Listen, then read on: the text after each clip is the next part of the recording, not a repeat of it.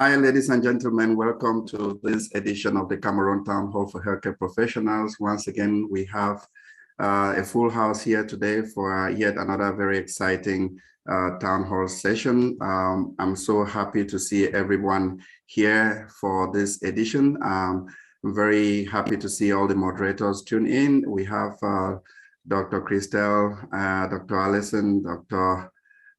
Brian Tegomo, and surely Dr. Louisa is going to join us. It's always a very exciting session to be here every fortnight with you, ladies and gentlemen. The Cameroon Town Hall for Healthcare Professionals is a platform that brings together all healthcare professionals from Cameroon. Every fortnight, we gather here to discuss health issues that impact the life of our people. We are over 1,200 subscribed members now from more than 34 countries around the globe. And so we want to say that we have been doing this regularly without skipping a session for almost getting to 1 year, 6 months today. This is really amazing. We want to thank our chair, Dr. Muno, for bringing us all together on this very exciting platform. I would want to check on the other moderators to be sure that their mics are working. And Muno, once again, thank you for making this session possible. Dr. Muno? Yeah, Elvis, thank you very much. I just want to say a big thank you to all the moderators, to Teresa, to Allison, to Louisa, to Brian, to Christelle, and not forgetting you for being always missed. If you are even late for a minute, so you guys have been wonderful, and just thank you. And I want to remind everyone that this platform is for all healthcare professionals. Everyone has a voice here, being you being a nurse, a laboratory technician, a basic scientist, even a lawyer, or any field that wants to make change in Cameroon. Let us know. We're going to provide you a platform. If you want to make technological change and you're an engineer, let us know. We're going to provide you a platform. We want change back home.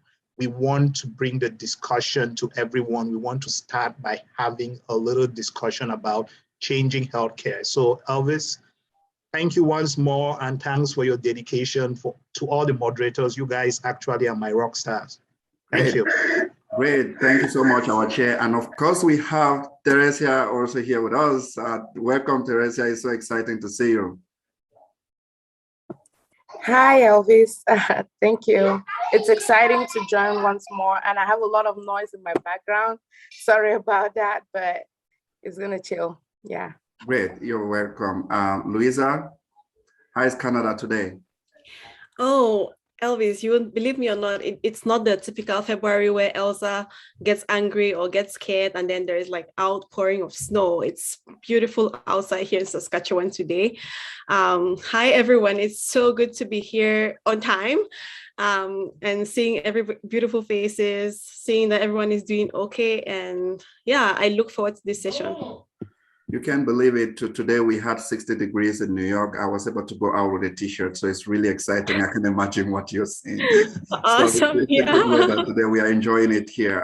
Dr. Christelle, bonjour et bienvenue. Bonjour Elvis, bonsoir, en fonction de où vous nous rejoignez ce soir ou cet après-midi. Merci infiniment Elvis, merci à chacun de joindre cette nouvelle édition de Cameroon Town Hall et je suis ravie, merci à l'invité, Dr. Clovis Sangwe, et nous espérons avoir beaucoup d'expérience et de partage d'expérience, d'apprendre beaucoup de vous aussi. Merci encore. Merci beaucoup, Christelle. Et comment vous avez fêté la 3e position de Coupe d'Afrique des Nations? Je crois que c'était bien. D'abord, une organisation plus ou moins réussi. Je crois que tout le monde est d'accord sur ça. Et en plus, prendre la médaille de bronze, je crois que c'était super pour tout le monde. C'était une fête de l'Afrique, en fait. Merci. Merci beaucoup. And Alison, is Abubakar still Bay? Abubakar is Bay for life, Elvis. Hi, everyone. So good to see. I think I could listen to Christelle talk all day. She's just so graceful. Her French is so fluent. I just wish I could speak good French like Christelle. And it's always good to listen to other co-moderators, lead these sessions and get to see everyone. I hope you're all well. I'm so excited today because we have someone who is going to shine the light on how medicine should truly be practiced. Elvis, back to you. Thank you very much, Alison. It's always a pleasure to see you. You bring a lot of electricity in the house. So whenever you are here, I feel lighter. Thanks so much for joining the session. Ladies and gentlemen, once again, today we shall be having a very exciting session talking about healthcare in underserved communities in Cameroon and what kind of approach we can use for primary healthcare. And this is a very exciting topic because is going to be presented by someone who has been at the forefront of going into the peripheries and trying to see how primary healthcare can be provided to those who do not have access to healthcare. And this is something very passionate to me as an individual because I run a nonprofit called Unite for Health that also works to provide access to healthcare in underserved communities. So this topic is really passionate.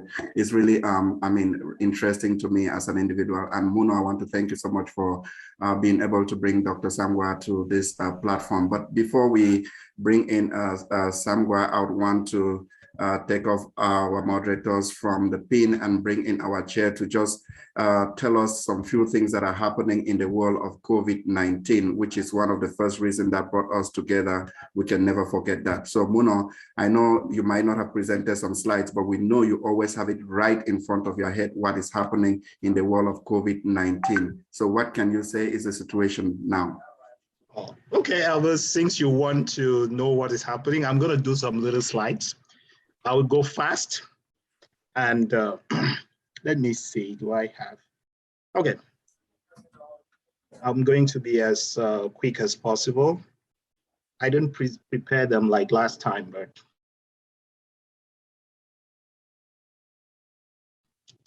yeah. So far with COVID-19, as usual, we are trying to see if we can get to the finish line of this disease. It looks like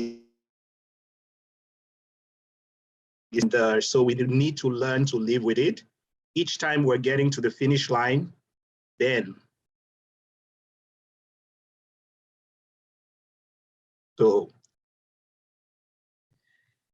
now looking at, there's always three sides to a story. Three sides. I'm not seeing your screen. I don't know if I'm the only one. No, Elvis. I think Dr. Former's internet connection is not very stable. Okay. We lost him. We lost the connection. Well, while we are waiting for him to get back to connection, Alison, have you seen any face in the house that you've not seen for a long time? Yes, I'm seeing some names and they're going to hate me for picking on them, but Ren Suzanne, welcome.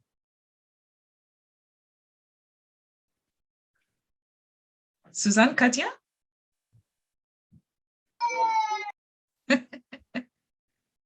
Hi, welcome. I hear there's a baby screaming in the background. Okay, I think we have Dr. Former who is back. Suzanne, we'll pick on you later, so just get ready for us.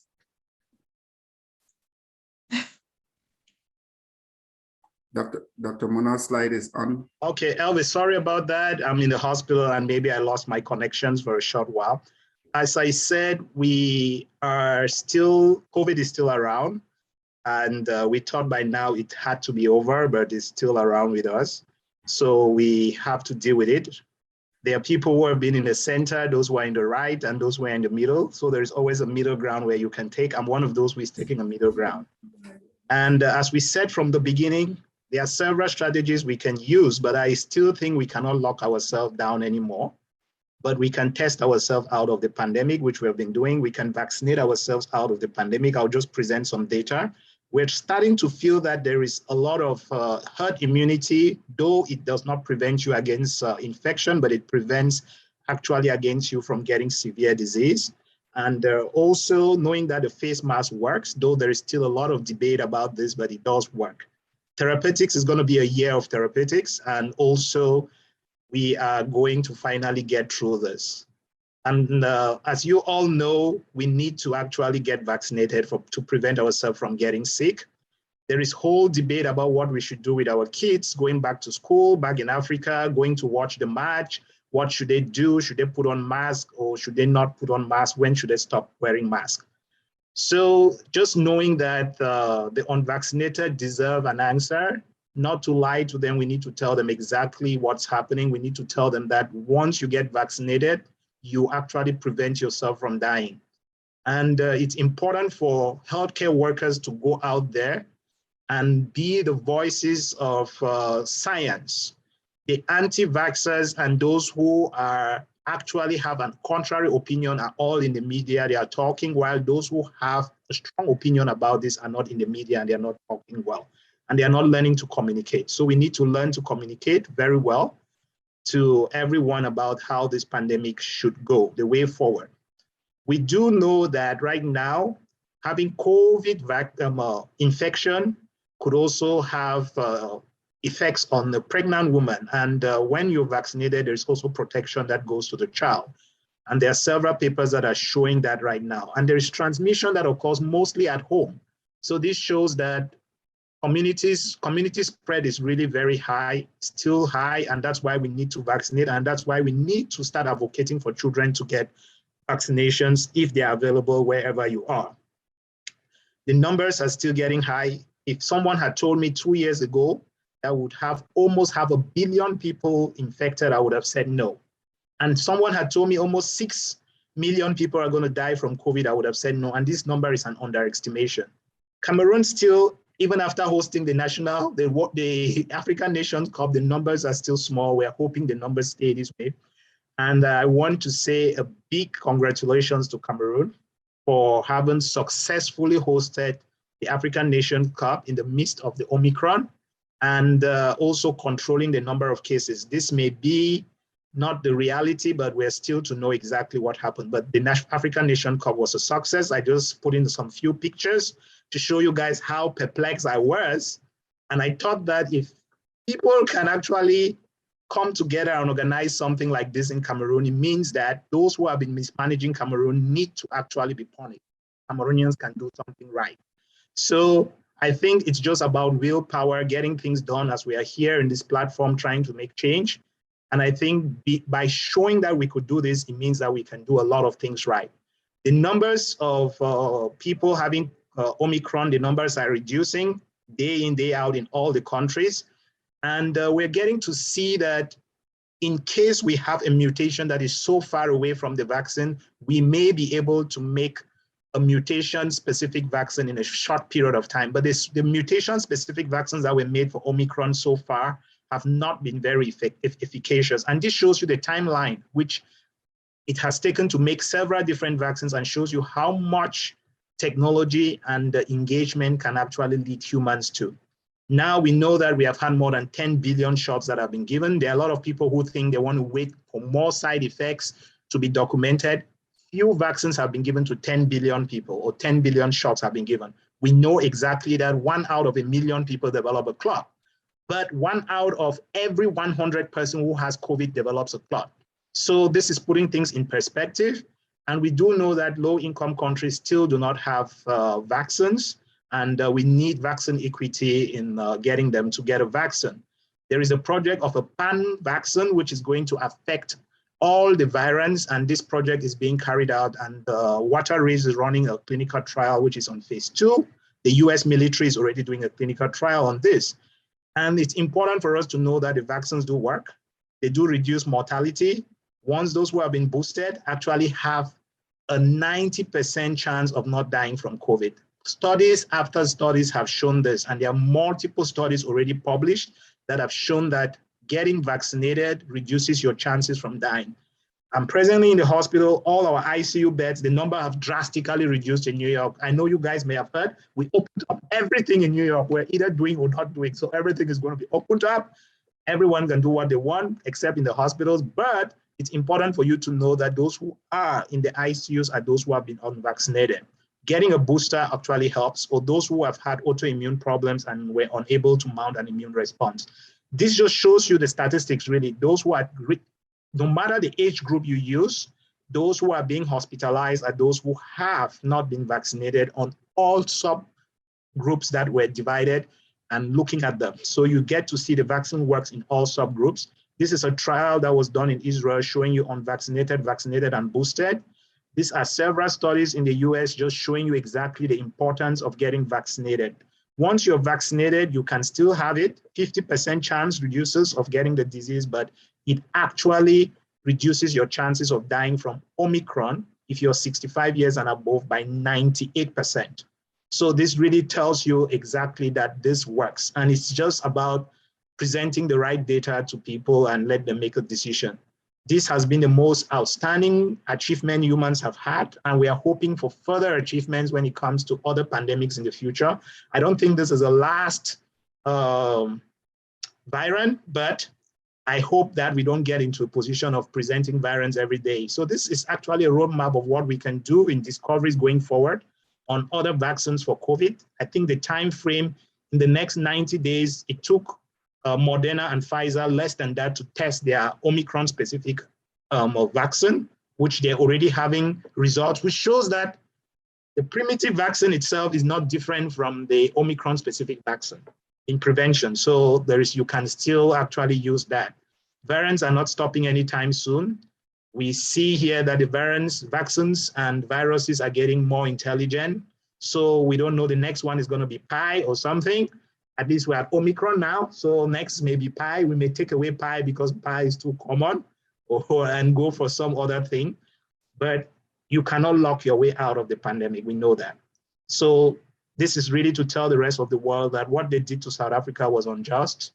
South Africa actually strived because of its good technological achievements over the years. I want to applaud South Africa for identifying this. And it shows that Omicron had existed in other countries, even in sewages in the New York City. We can now identify that Omicron had been circulating. So you can now see it's everywhere in the world. It's getting lower. It had a peak and it's reducing. Still, we have a problem of the cold chain in Africa. We're getting donations for Pfizer and Moderna in Africa right now, but how do we store them? That's been a big thing. There's the DREAM vaccine for all variants, which is under clinical trials. We still know that we need to do all of these strategies. In terms of treatment, there have been no changes, but we know that Paxlovid is available in the US, but we want these drugs to be made available in Africa. We need to strive to get equity for medications, for vaccines to everyone. Molnupiravir needs to also be made available. Africans deserve the best also. And we do know that there are several medications that do work now for COVID, and remdesivir, it helps also, especially in patients who are asymptomatic and who is now used for prevention also in certain cases. So multiple trials came out showing that.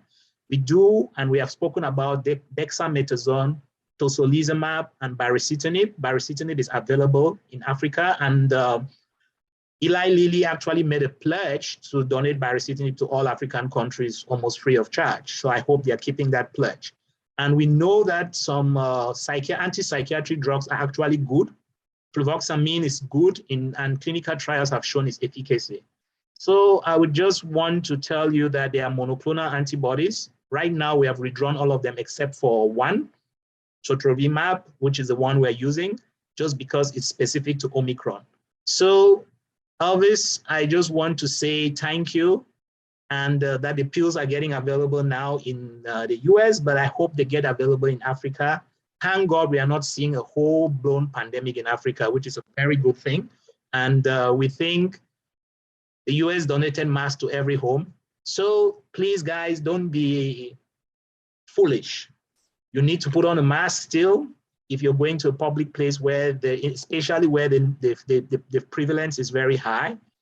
And I don't think anyone should shut down the economy because of this. That's my private take, but wearing a mask is a lesser evil. And if you think it's safe and you're in a safe environment, you can stop doing that.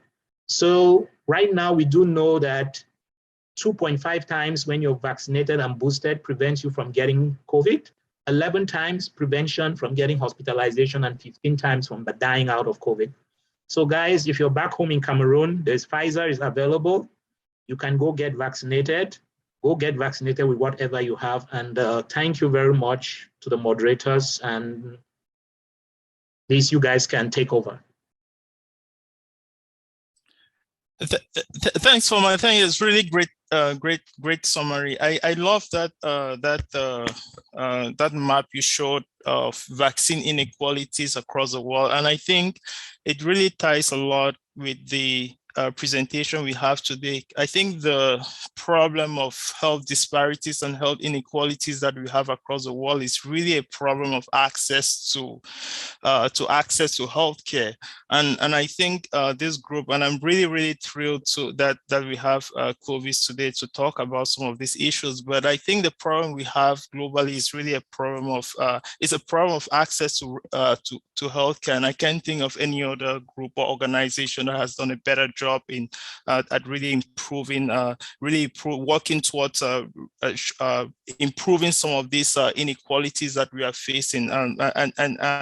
Thanks a lot for sharing that. Just also wanted to highlight Eli Lilly just also, I think yesterday the FDA approved a medication, a new monoclonal antibody. Just wanted to drop the link in the chat. The new monoclonal antibody. I know you said earlier in the year this is going to be the year of new therapeutics. So this is not a new therapeutic from Eli Lilly. I think it's very Omicron specific. So adding that to sotrovimab as well, just really helping to increase the mortality that we're seeing from COVID. Again, thanks a lot for that. A really brilliant summary. Thank you so much, Brian. Of course, Uno is our rock star when it comes to updates on COVID-19. You can go to bed and be sure that you wake up and you have somebody to call and get updates. Thank you so much for those really interesting slides. Kenji, I read Stanford just celebrated being able to have tested a million people. Was it a million or 100 million? What number was it that you've tested so far? And what does that tell you about where we are as far as testing is concerned?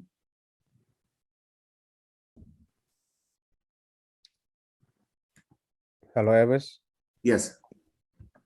Yeah, since my connection is stopping. Yeah, thank you so much. Yeah, we celebrated 1 million samples, and we don't want to celebrate 2 million, meaning that we want things to end here. I mean, it's been a huge achievement for the team. Everybody is so tired. Me too. I'm still in bed today. Yeah, so it just goes a long way, to show the role of the lab, in a pandemic. As Dr. Foma always says, we should be able to test ourselves out of the pandemic. Things have improved. The pressure has reduced. Our sample volume has reduced by more than 50%, which is really good. So the pressure is down. So I think, as Dr. Foma said, we are moving more, just having COVID like an endemic disease, moving on with our lives normally. Thank you, guys. It's always a pleasure to be here.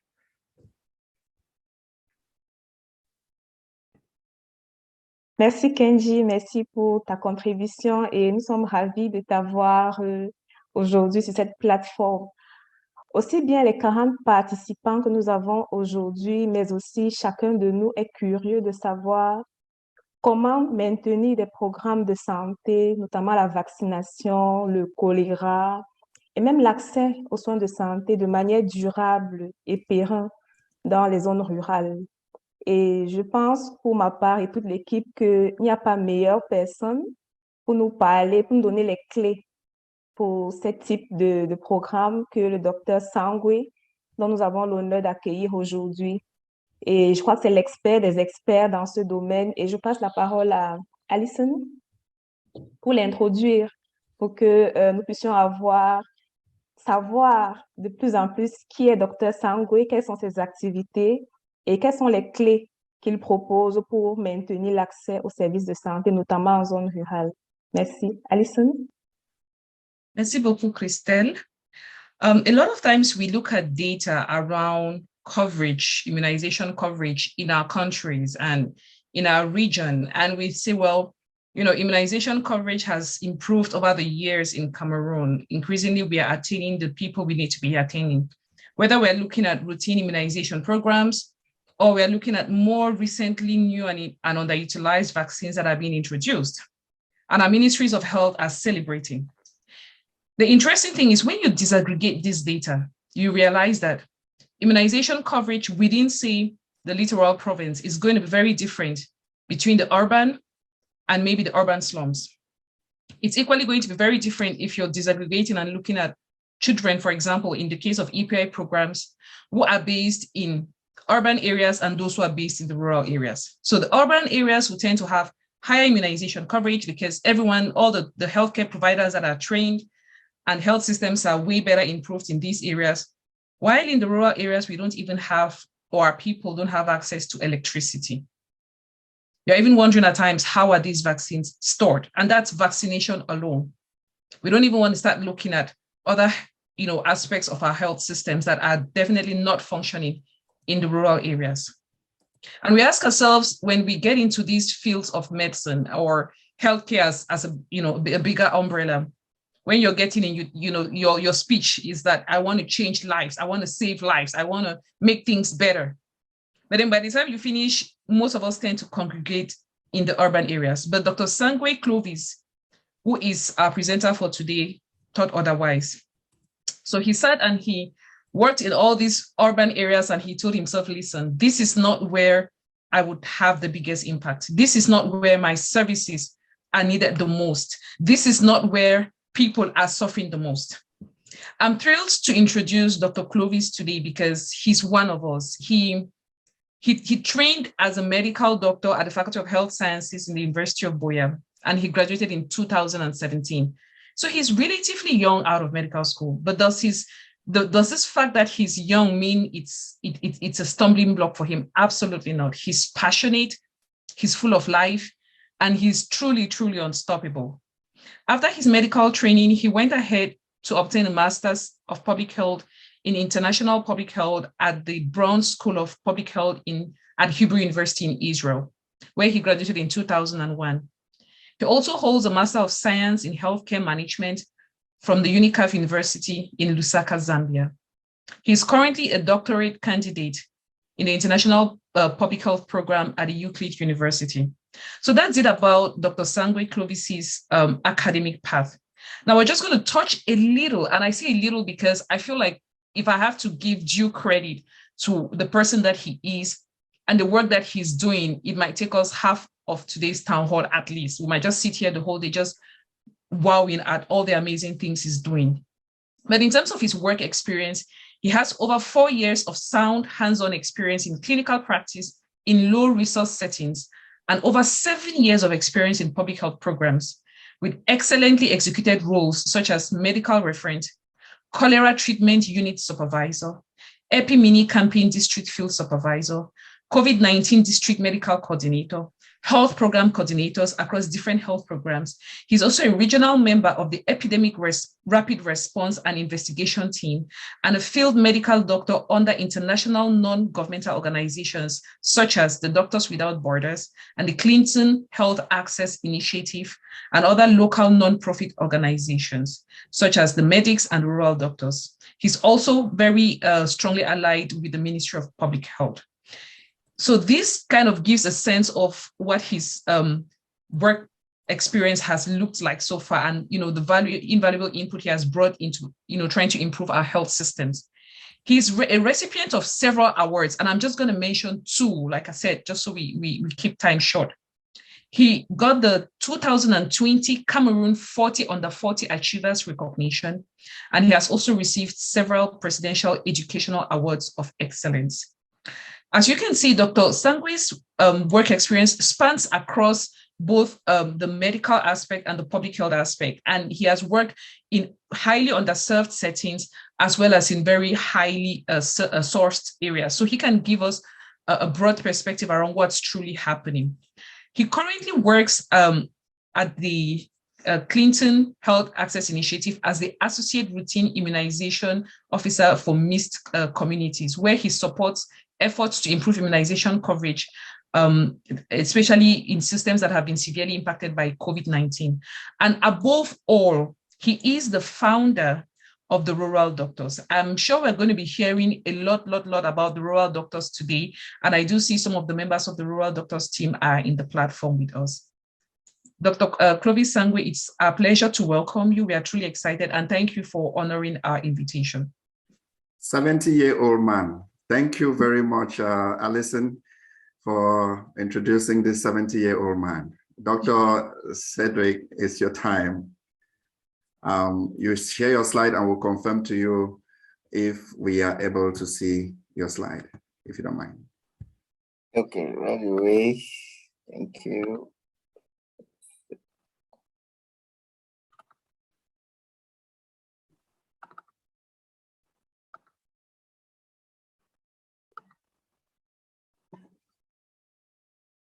Okay, are we on? Yes. Great. I'm short of words. The good thing is I'm permitted to cry, but you can't see because I can close my camera and then I put it back on. So thank you very much, Dr. Mono, Elvis, Allison, and the team. It's been an amazing journey up till now. Like I told Dr. Mono today, one issue about trying to bring a change is being sure what you are doing is right, and also having people tell you, okay, you're on the right path, and not just telling you the positive things you've done, but giving their own inputs to ameliorate what you're doing.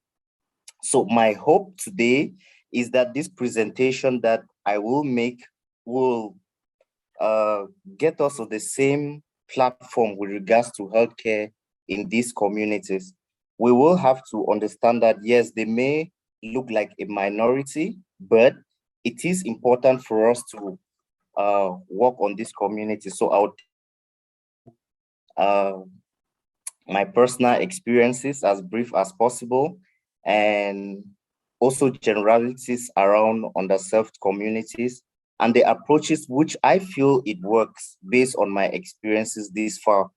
The approaches will handle from the systemic, and then we come down to the level which most organizations and individuals are attempting to do, like the small projects they do in rural areas and so on, how they can better do it, leverage those key points, best practices that work to have a better outcome. Okay, so let's go. We will talk a little bit about background.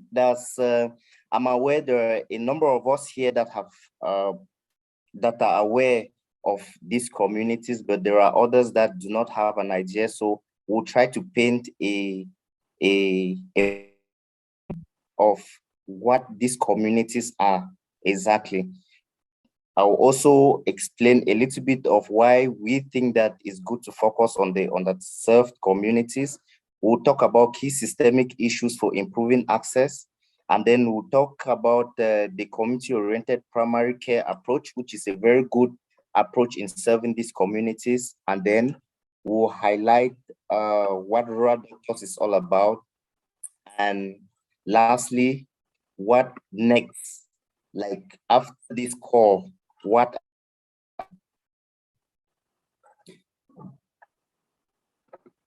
a minute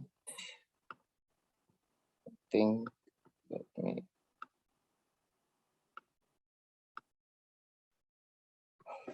okay, so just a little bit of background, the kind of communities we are looking at. You see, this is not your regular communities. In Cameroon, I think about 42% of people live in rural areas, but then there are rural areas and there are rural areas, like people like to put it. These are communities that are really underserved in terms of everything you can think of. Is it technology? Is it normal social amenities, schools, electricity, mobile communication, and so on? There are many of these communities. Some are not even far from the main cities. So this is exactly what we are looking at. First issue here is inaccessibility. So you have, I will use one example in this presentation so that we can be able to situate ourselves better and have context. It's also important for us to realize that it's difficult to quantify this problem because there is no research work that has been done to factor out or actually quantify communities that exist that have these peculiarities that need this specific kind of support. So we just know that there are rural areas like that. So you have rural versus urban, and then in urban you have the slums and so on. But there is no actual research work that can quantify this, or that has already been done that quantifies this problem. So to keep us in the loop, the context, I will use just one example. So in Douala 6 subdivision, Douala 6 subdivision has a district called the Manoka Health District, and this is several kilometers from Douala. So to get to this Manoka district, you need to board a boat. If you use the normal transportation boat, it can take you about 2 hours 30 minutes to get to Manoka. Now, in Manoka, there are about 47 islands and 1 district hospital. There are no health centers. So you have 1 district hospital that is supposed to cover all these 47 islands. To move from Manoka to these other islands, you need a means of transportation. The only commercial boat that exists only leaves from Manoka direct to Douala, and that happens once a day, which means if at 9 a.m. you are not there to pick up the boat, that's it. You only travel the next day.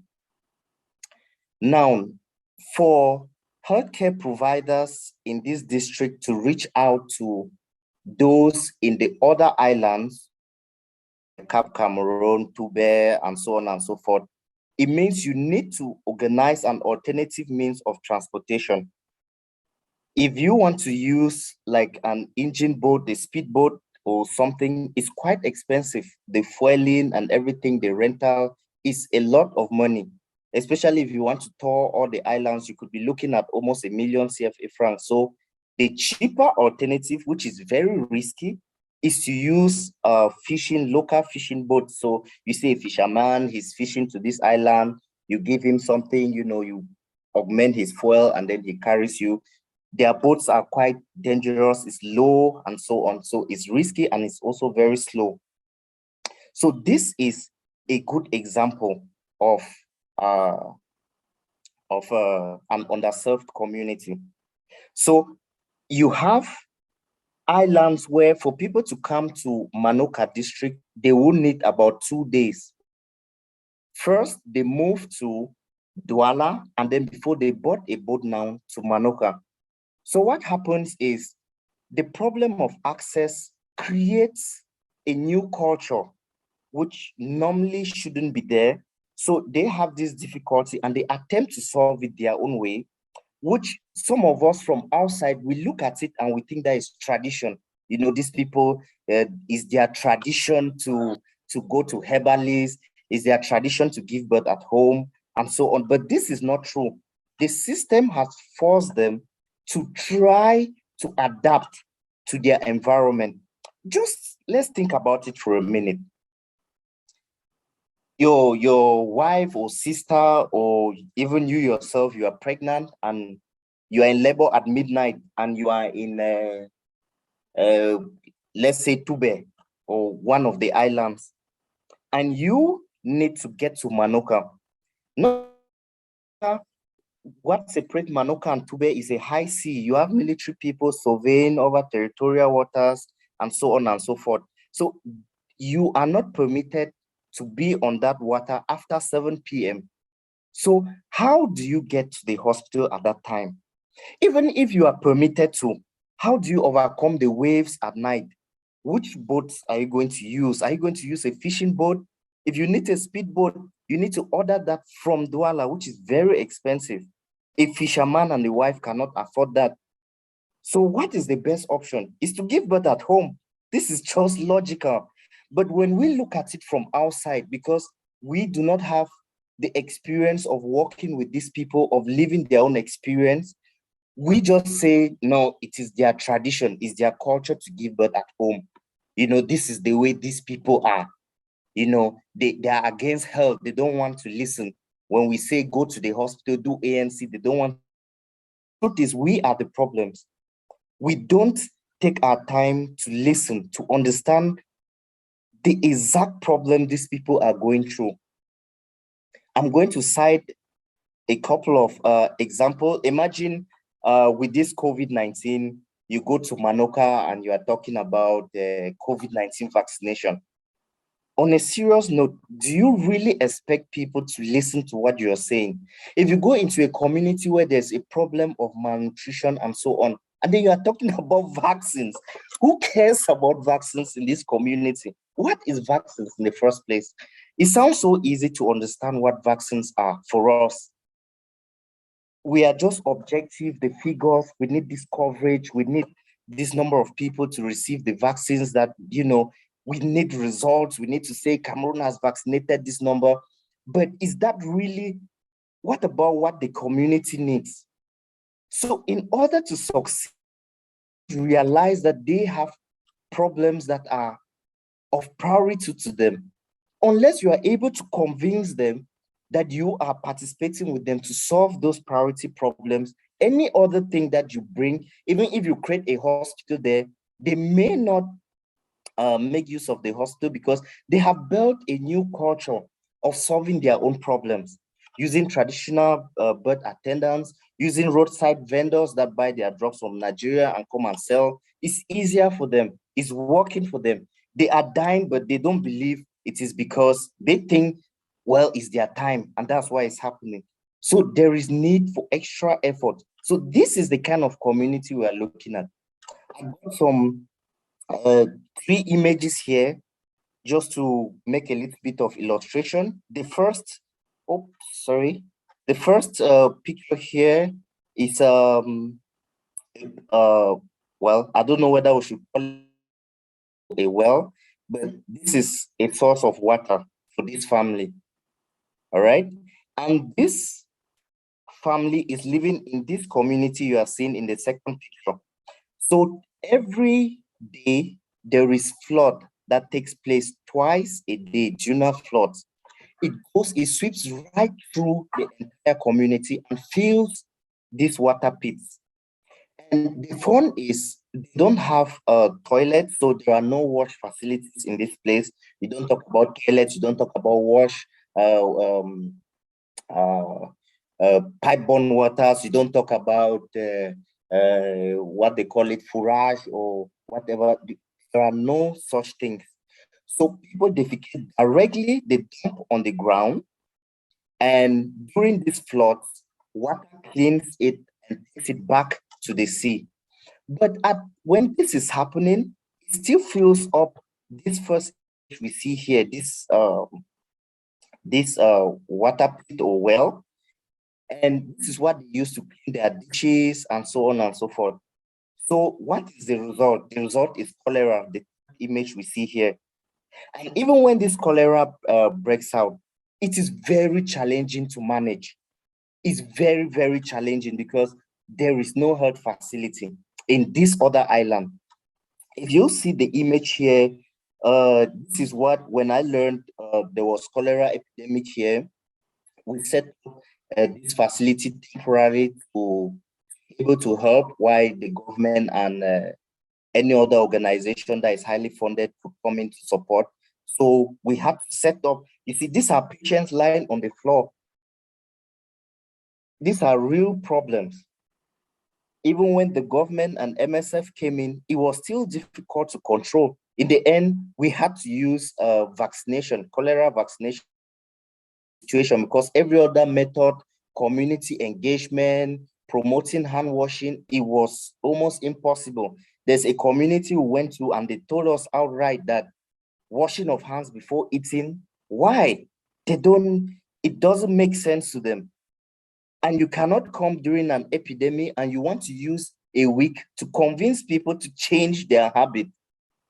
If we want to succeed in managing things like this, it has to begin from when there is no problem at all, by solving their own priority problems. You see, so this is just to give us a little bit of context as to what is happening. As to on the right hand, you see a picture of pregnant woman, and you have on the 5. I'm going to explain a little bit what's happening in the image on the next slide. I just wanted to give us a little bit. Sorry. Dr. Sangri, please go ahead. Somebody probably unmuted themselves accidentally. Oh, okay. All right. Thank you. So I'm sorry if I'm taking too much time on this part, but I feel it's very important that we get a good picture of the context we are talking about, because as long as we don't, we will be imagining what I would like to consider a good primary healthcare setting, and assuming that is the rural area or underserved community we are talking about. This is what we are talking about: a place where there's a problem of inaccessibility. There are limited community-based research, so we only have data saying that Manoka has just 2% routine immunization coverage for polio. Why are people, healthcare workers there, they're not doing their job, and so on? But there is no qualitative research. That all those data, that's all quantitative. We need to ask the why and the how. You can only do that by observation, by those interviews, the focus group discussions. This is what we need. We need to contextualize these things to understand these communities. These communities, there are no electricity. The facility I told you about, the district hospital in Manoka, the fun fact is there is no electricity. I will talk a little bit about that in the next slide. There is no electricity. How do you serve 47 islands in a facility where there is no electricity? This is just to tell you that general practitioners in Cameroon, or doctors and healthcare providers in Cameroon in general, they are heroes. That's just the way we can put it. How do they do it? So you have roadside drug vendors, traditional birth attendants, herbalists. You have low educational level. There's poverty. There's poor health culture, like the culture I just described. Nutrition. There's harsh environmental factors. These floods that I just explained. So this is a kind of communities we are talking about, which we need to think about. There are many of them in Cameroon. Unfortunately, no one has bothered to quantify. We have no idea how many of these kind of communities exist. And mind you, it's not just this kind of islanders kind of communities. There are arid communities in the north and so on and so forth. So there are different forms. Others are mountainous. So why focus on these communities? Someone may say, yes, they may be a minority community, but believe me, there is need for us to think about these communities more deeply. I will start from my personal experience by citing just one example. So, to Manoka for the first time, I was in culture shock. And unlike many people would like to think, I am not as tough as people think. I think I was just driven by passion to stay there. But when I went there the first time, it was just, I was in culture shock. Nothing works. There no markets. You cannot purchase anything. For you to buy something, you need to send, you put a list, you give to the guys that work with the commercial boat. They go to Douala, they purchase, and they bring it back in the evening. And then sometimes they even forget, and you have to go hungry. So nothing worked in that community. I just did not understand. We had a health facility that seemed to have a lot of equipment. Like, the theater was good. It was at least better than most theaters I've seen. They had ultrasound machine and a couple of other things. I would like to think the hospital infrastructural wise made sense, but lack of electricity spoiled everything.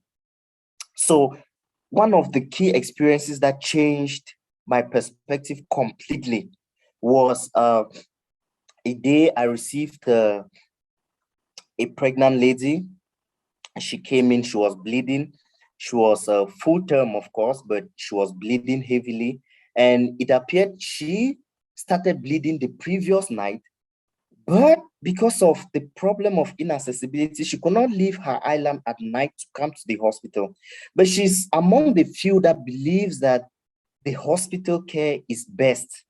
So she persevered till the next morning to get to the commercial boat and then got to the hospital. When she arrived, there was already fetal distress. She was pale, and then she was actively bleeding. The fun fact is the Anoka does not do blood transfusion. So how on earth do you begin to manage that kind of patient? Another thing is the only commercial boat that leaves from Manoka District Hospital, or from Manoka Island rather, to Douala every day leaves at 9. So they came to the hospital around, I think around 10, 11, late in the morning. So that boat had already left, which means we no longer have a means of transportation. So referral is completely out of the question, you see. So now we have a pregnant lady, she's bleeding, she's in, there's fetal distress. We have a theater, there is no electricity. How do we sterilize? There is no general anesthetist. There is no anesthesia. The only thing we have is a theater, and then we have local anesthesia, diazepam, and then some NSAIDs like diclofenac and so on. That's all we have. And then you have 2 assistant nurses that have never been to a theater before. How do you begin to solve that kind of problem? Do you watch this lady slump and die right in front of you? What is the solution? So this is the kind of thing we are looking at. So luckily for the lady, we made calls to a couple of colleagues that were in town in Douala, seek their opinion. We read through a couple of articles on how local anesthesia was used in the past to carry out surgeries like that, and how we can adapt that and use diazepam and so on, and swiftly remove the baby and close up again and so on. So we had to go through all this kind of. The mother and the baby survived, no complications and everything. We had to do a surgery with the, if you look at the image here, the one with, you know, where we're in the theater, you realize that we are carrying out the surgery. These are fishing, which is because there's no electricity. We have to do this kind of procedures, or unsafe procedure, if I want to call it, under this kind of condition at this time and age. It is something we need to look at. They survived, yes, but after that day, I told myself, because my dream as a doctor, to be honest, was maybe one day I could be a surgeon. I was passionate about surgery and everything. But after visiting these communities, I realized their problems were way bigger than the scalpel. And that's how my life started switching to a completely different angle. And I started moving from one island to the other. You know, luckily the hostel had a portable ultrasound. So I'll get the necessary gels and the films and so on, then the basic blood medications and things, and then move from island to the other, visiting homes. If you see the first image here, doing ANC in the different homes. I'll do the ultrasound. I have an idea when you give birth. I have an idea how the baby is and so on. I counsel you, and I could convince some patients that, okay, you may give birth in about 2 weeks. So please just travel now to Manoka. You know, we'll look for a place in them in the hospital to just stay and so on till they give birth. So that way we succeeded in improving ANC.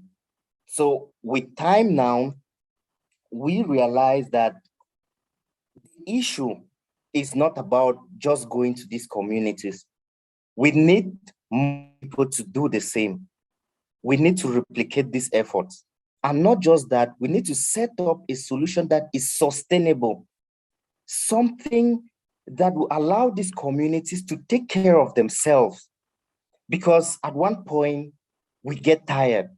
The sponsorship is not there. The means is not there. You know, at the beginning, I was using my personal funds, and then some friends and colleagues saw what we're doing.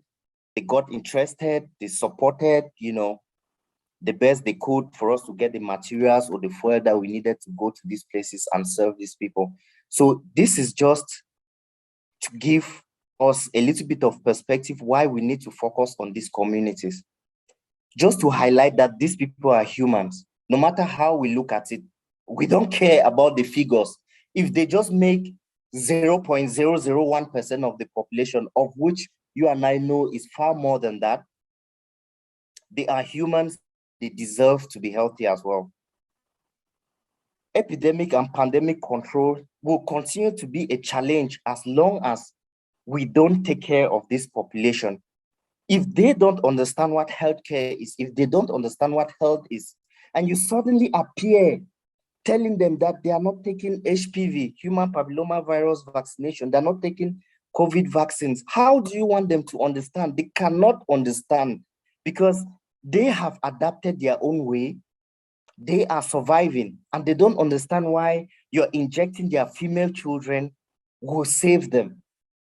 They don't get it. How many of them die of cervical cancer compared to those that die from malaria? How many pregnant women die on those islands? How many children on the 5 die on those mountainous enclaved communities? So this is the problem. The vertical programs that we bring to these communities don't work.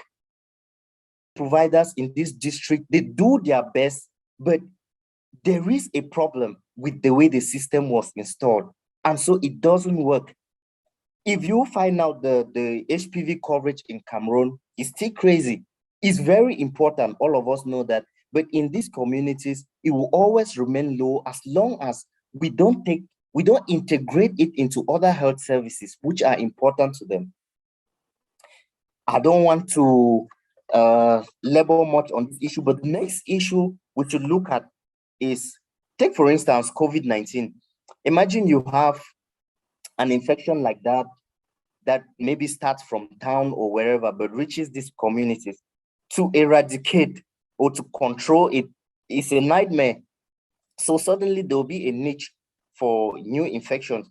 A community like Manoka or Douala 6 subdivision in general, it's a fishing community. So people purchase these guys. So they are always moving to Douala to sell their fish. So whatever infections they bring in, it spreads out. So these communities can serve as a niche for new infections. At this stage, if we are talking about universal health coverage, we must talk about every community. We have to talk about everyone. So this was just to make us understand why we are really passionate and focused on this issue of underserved communities. Now, it is one thing to talk about the problem. It is just another to discuss the solution. I consider this part of the presentation to be very interesting. Of course, as Dr. Mono made me to understand, this is really a discussion. These are my proposal based on the experiences I've had so far in the field, which I think could work. And I'm not the only one that has had some sort of experience, whether in public health or healthcare. All of us have in our different domains, and our inputs will inspire or improve on someone's intervention in the near future. So I think the first thing, if we want to approach these communities, is to create some sort of a community health delivery system. Okay, every community, every one of these communities seems to function a little bit differently. We need to look at the way they are structured. In Cameroon, we have a structured community delivery system, but the implementation, there is a problem with implementation. We need to look at the leadership and governance. Like, how are the communities involved in taking decisions about their health?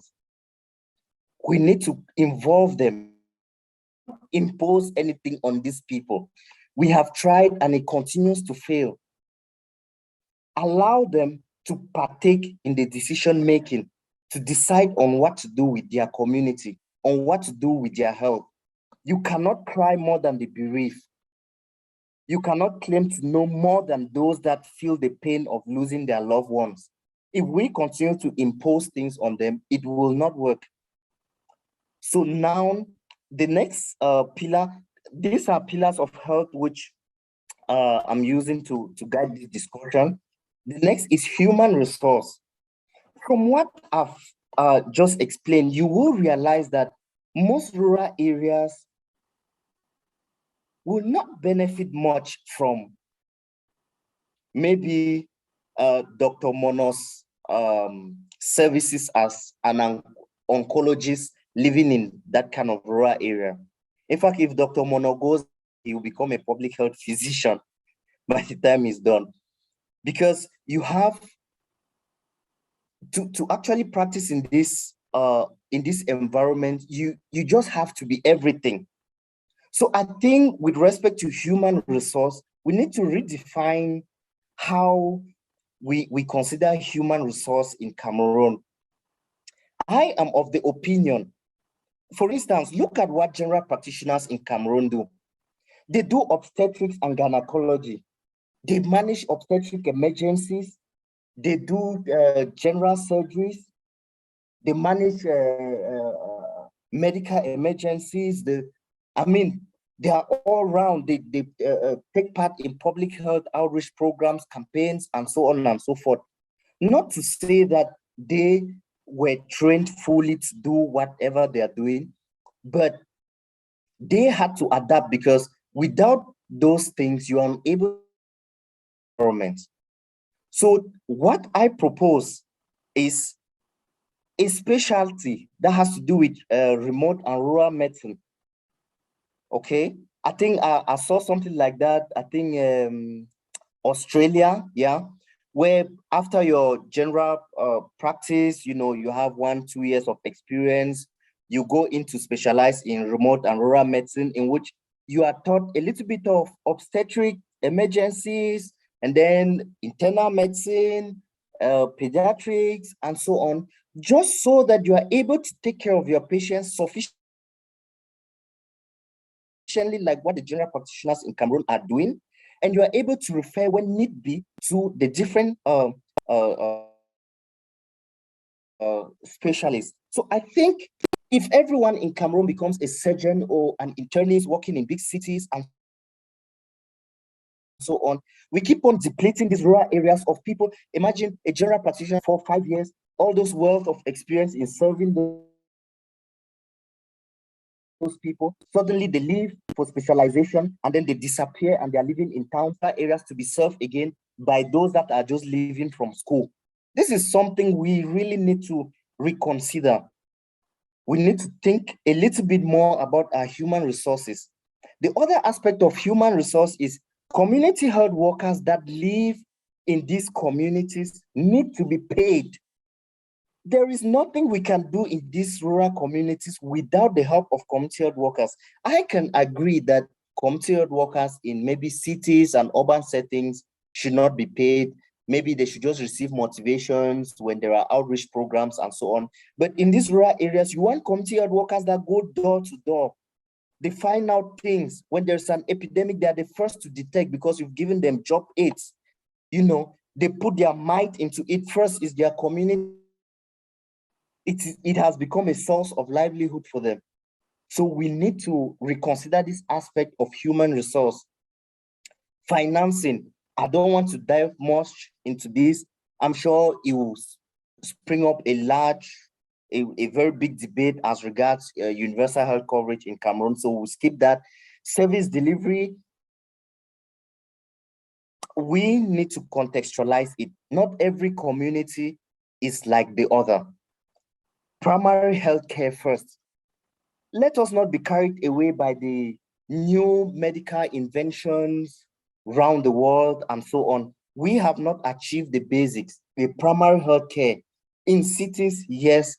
In rural areas, not really. And in remote areas such as this, not at all. So let's rethink our service delivery. Communication here has to do with how we engage these communities, how we partner with them, how we discuss with the activities we are doing, and so on, how we get them to understand what maybe vaccination is, what taking drugs for malaria means instead of taking herbs, and so on. And then the issue of health inventions, drugs, and consumables, we need to think about supply chain.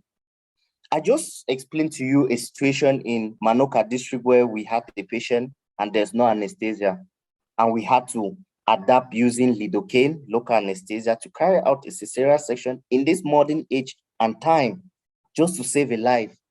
If there is a well-stated supply chain and waste management system, and those managing this institution understands this and get this skill and understand how urgent and crucial it is to maintain this supply chain.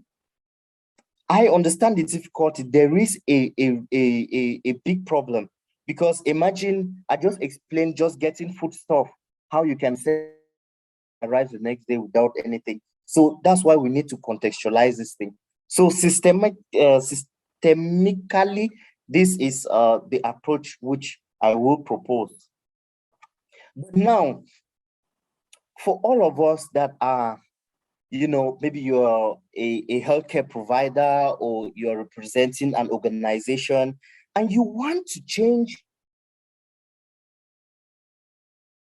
something that has to do with health in a community, how do you go about this in a way that this community will accept and understand what you're talking about? If you look at this green and white head model, it tries to explain how health functions. Okay, the different rings explains the different, you know, should I say, elements that will determine, we call it determinants of health, will determine how healthy will perceive themselves. So you have the age, the sex, constitutional factors that can contribute to your health. You know, you have your individual lifestyle, drinking of alcohol, smoking. You have your social and community network, how people support you and the networks you belong to, family meetings, how they are willing to come in when you need money to go to the hospital, and so on. You have education, your work environment, living conditions, even being unemployed, water and sanitation, and so on. And then you have the general socioeconomic, cultural, and environmental conditions. Believe it or not, a decision that is made in the US, maybe not to fund, let's say, there was a time, I think Gavi refused to fund some vaccines, I think, because of some complications or whatever. I don't want to go into details, but refused to fund it. But the effect was felt right to the last community with respect to new cases, epidemics, and so on and so forth. So the larger environment, political will to change things, and so on, will contribute greatly in changing everything. So this model here is very interesting. This community-oriented primary care. I learned this from Hebrew University. It's a very interesting concept which I applied when I came back home. We'll talk a little bit about that. The first is, if you really want to impact these communities, first identify a population and say, yes, this is the target population first. You cannot mix too many communities or population as one, because their needs are just different. The next thing will be to identify the health needs. And to identify it is not just data online or no. You need to go there. You look at the data, you ask questions, you observe, you look at the community, you set up discussions. Next step, you begin to prioritize these needs. So to prioritize the needs, you have to be data-driven.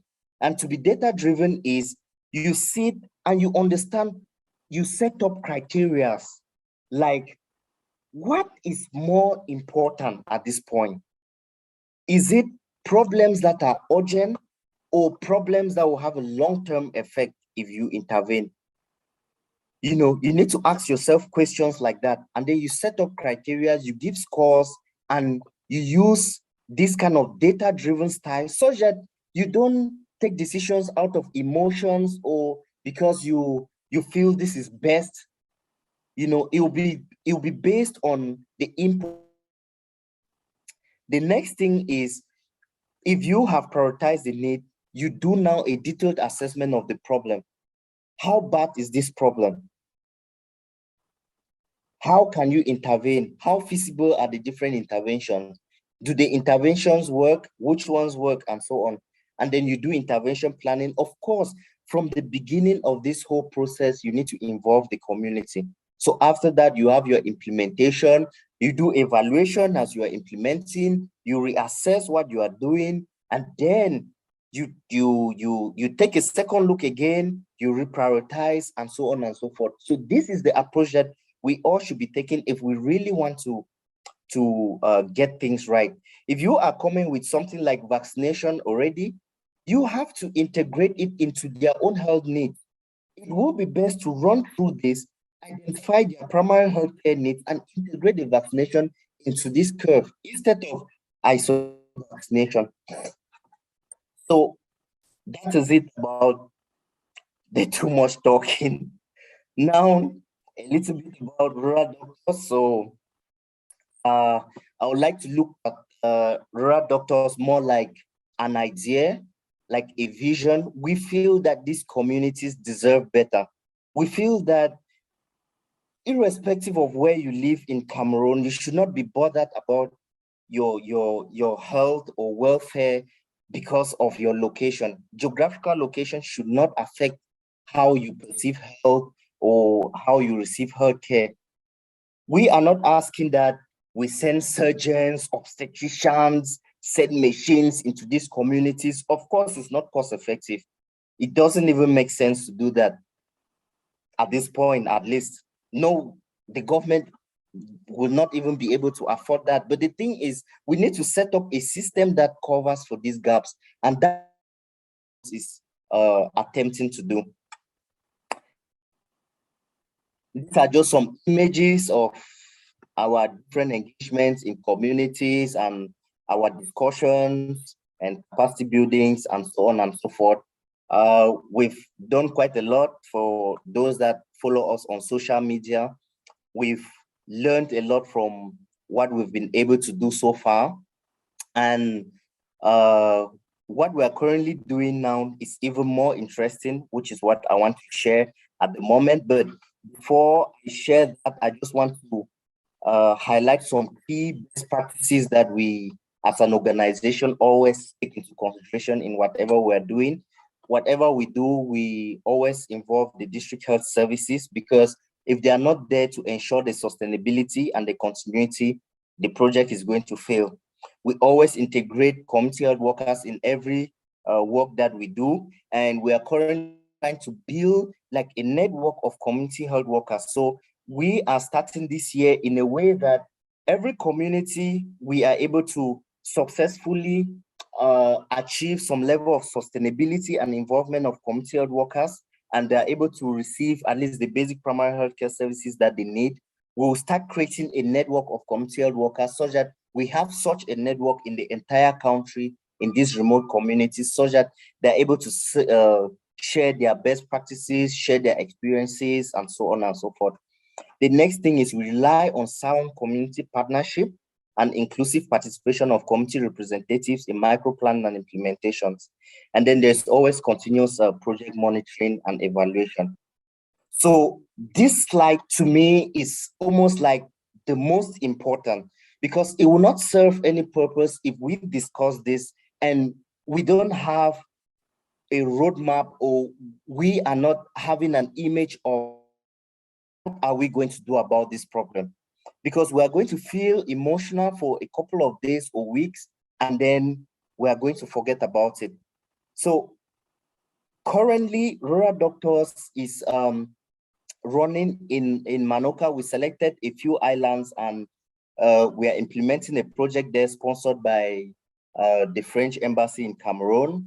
It has to do with using community health workers as a pivotal point to collaborate with surrounding health facilities to offer primary health care services to these remote communities where there are no health facilities. So we are currently running an operational research, but the operational research is sponsored by PS Foundation through my former university, that's the Brown School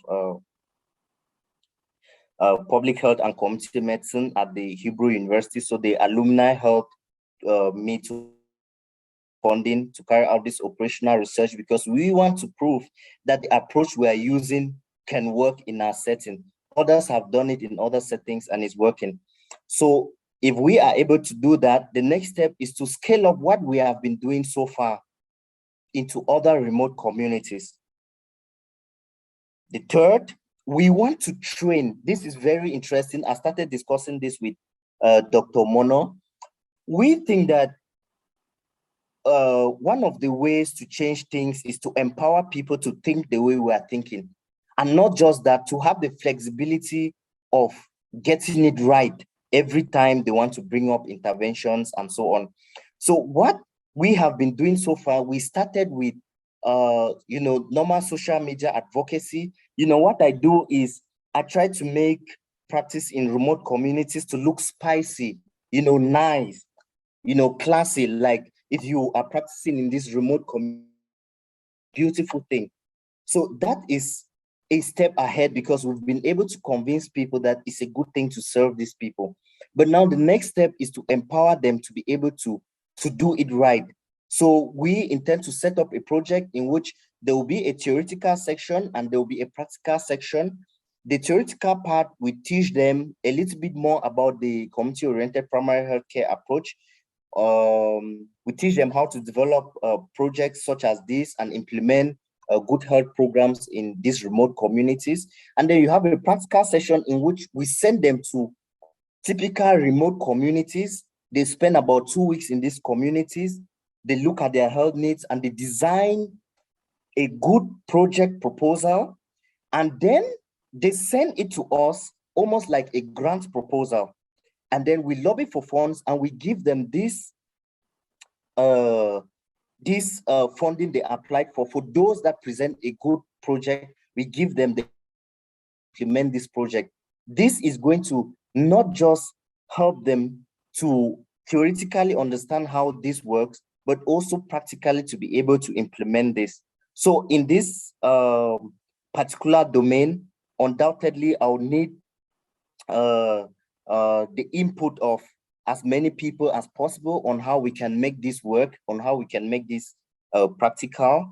And then the last thing is to continuously advocate for prioritization of underserved communities based on the factors I had enumerated at the level of changing the different systems to reach, like talking about financing, talking about specialists in these communities with remote and rural medicine, talking about paying community health workers and so on. All this need advocacy. And there are some level of advocacy which rural doctors is not involved in. So it could inspire someone to take a second look, see if they carry that out. Okay, been a lot of talk and apologies if I took quite long. When you're talking about something you are passionate about, sometimes it's very difficult to stop. So thank you very much for your time. Thank you. You can stop sharing.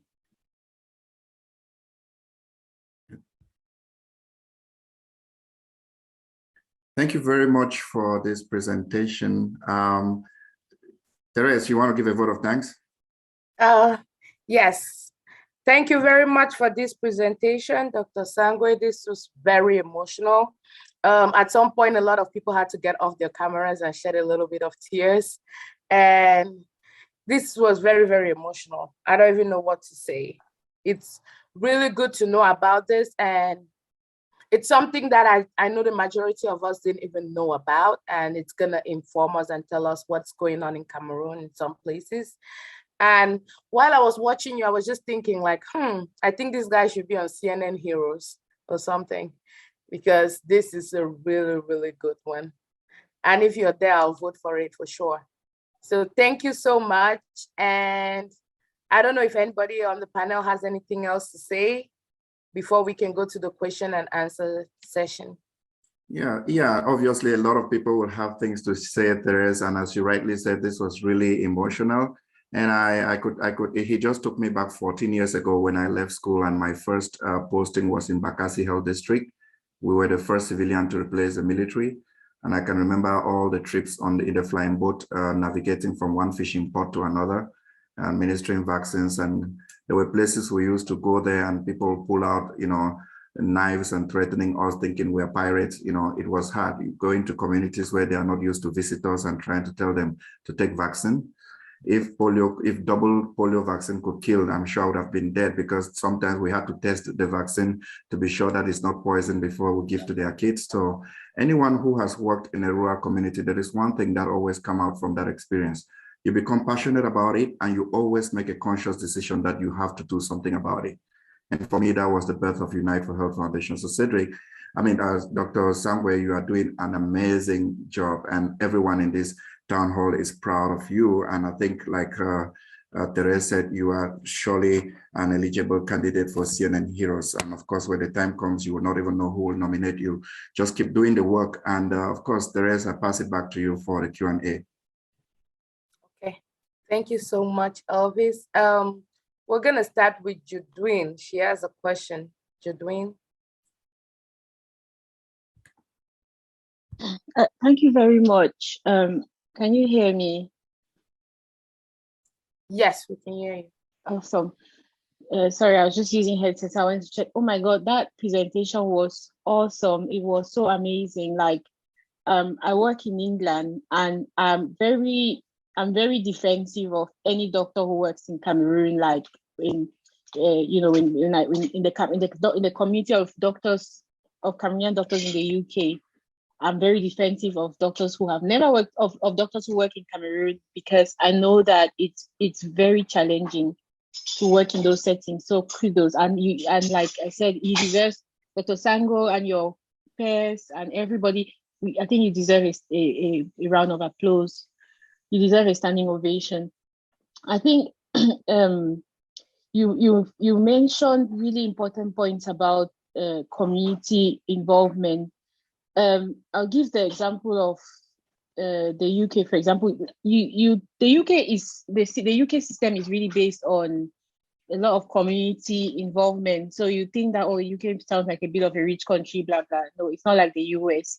Here we rely a lot on the midwives, a lot on the health visitors. Children will not, so it's difficult to get access to the pediatrician and even to the obstetricians. Not every pregnant woman gets to see an obstetrician unless you're deemed high risk in your pregnancy, for example. They're all managed by the midwives. Things like preeclampsia are picked up in the community, for example. Malnutrition is picked up in the community by the health visitors. So we really need, for a system that is resource poor, which the UK is, it's difficult to explain, but I think about Cameroon as well. Having those community components is really, really important. And you've mentioned there were a few discussions in the chat section about people are asking, but in the past we used to do santé communautaire, where we do all of that. What I want to say is that not a doctor cannot be everything. You cannot be a pediatrician, a surgeon, a public health person. It's very difficult. Unfortunately, we can only do so much, and the government needs to play its part. We have these community settings, setups in place. Theoretically, it's more about now the implementation, as Doc has said. And my question to you is do you have any suggestions on how better we can improve this community component in such a way that the doctor is not the only reliant person? How can we empower this community such that when a doctor goes there and does a great job and you leave, there's a continuity rather than everything just going to shambles and then having to start all over?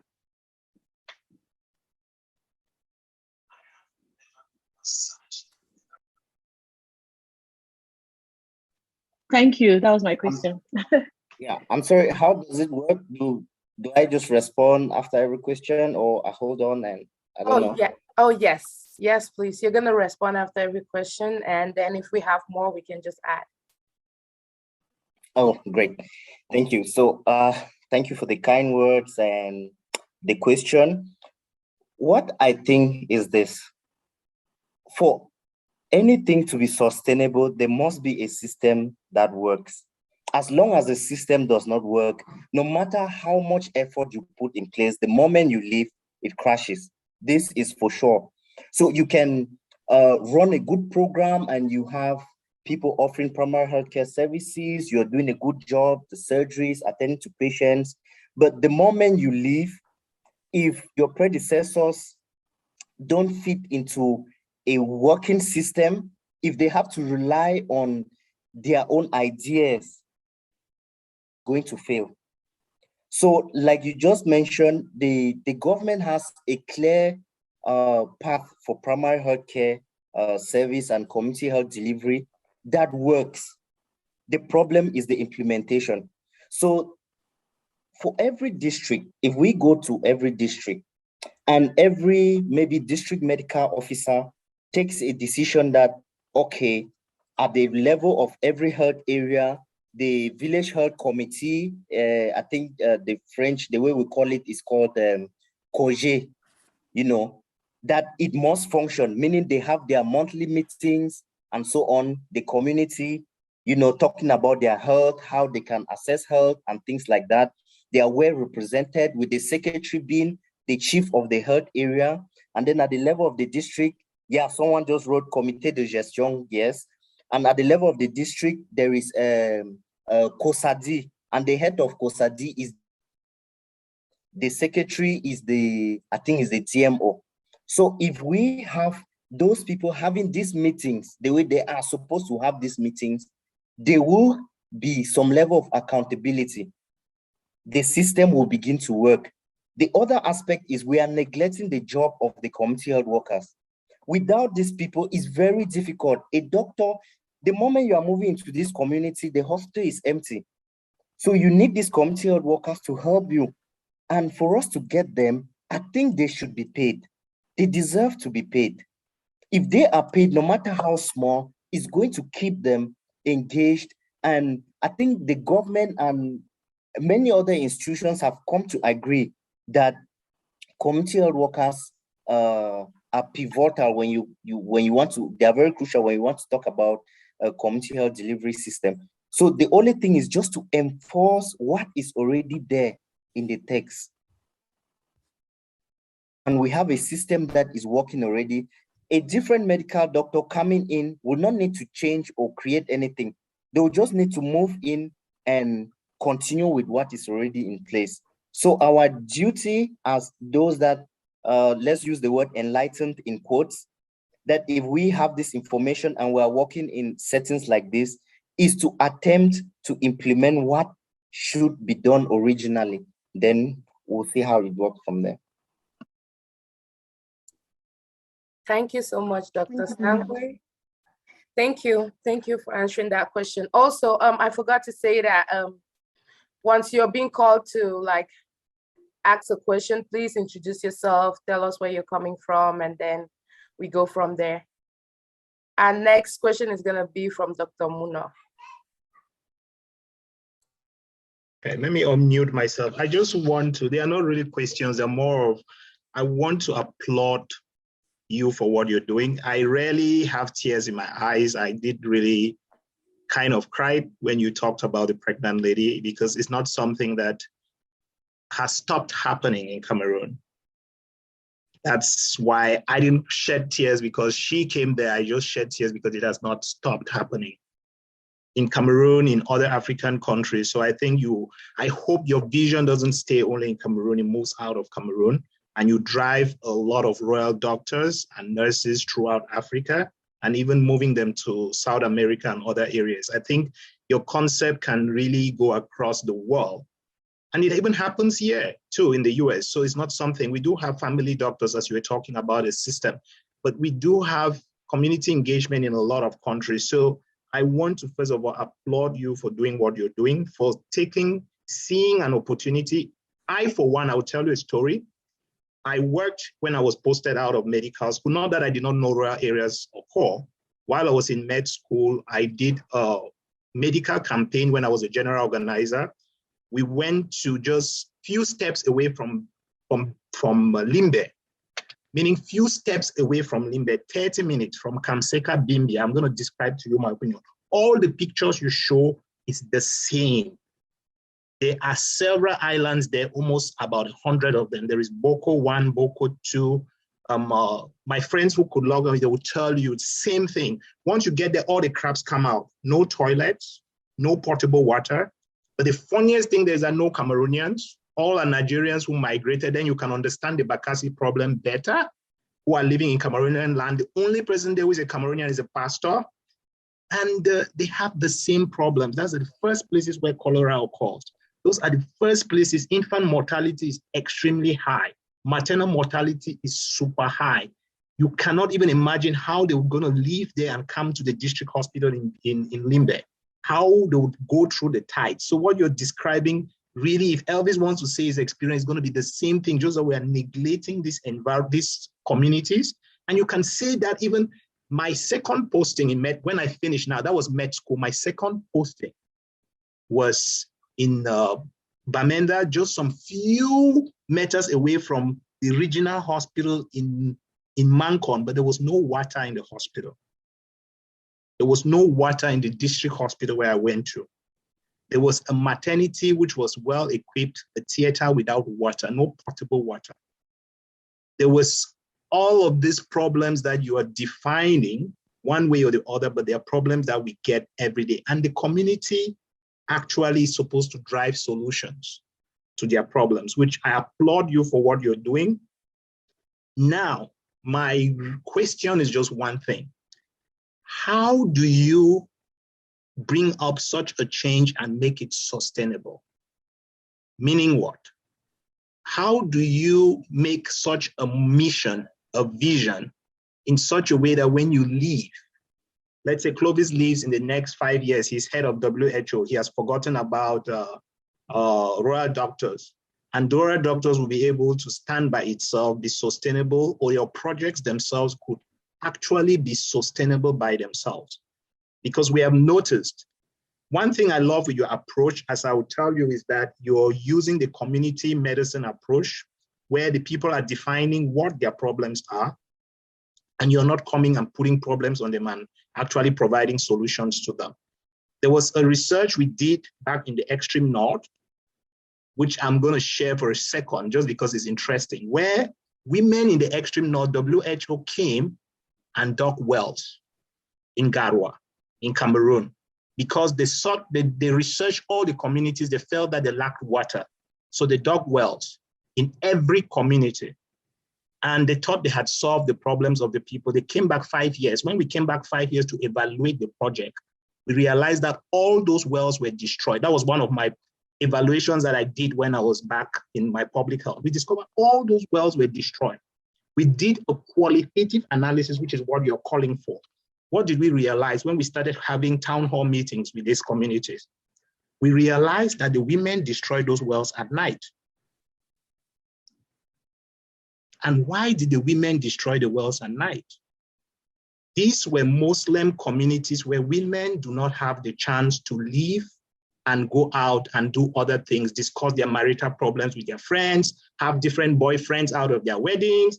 Girls met boys when they were going to carry water. So by creating wells, young girls could no longer leave the house and go and carry water. Women who had no children could not cheat with their boyfriends to have children when their men were incompetent. I'm just saying this is really true. And so in less than 5 years, all those wells were destroyed, not because they did not need water, because the wells caused them more problems than solutions. So they wanted to go for an hour to go carry water. So they'll get up at 5 a.m., go carry water. On the way to carrying water and back, a lot of things happened. But nobody did a research to understand the community's problems. They just came with solutions because they thought they were whites and they could give us solution and water and clean water. So I just want to applaud you. I'm not really asking you much of a question, but I think what you're doing we had a discussion, and I thought really you had to be in a town hall when I spoke to you with Alison, and I think that you should continue what you're doing and do not hold back. Just keep doing what you're doing. Thank you. Thank you so much. I'm really happy we're having this discussion and experiences.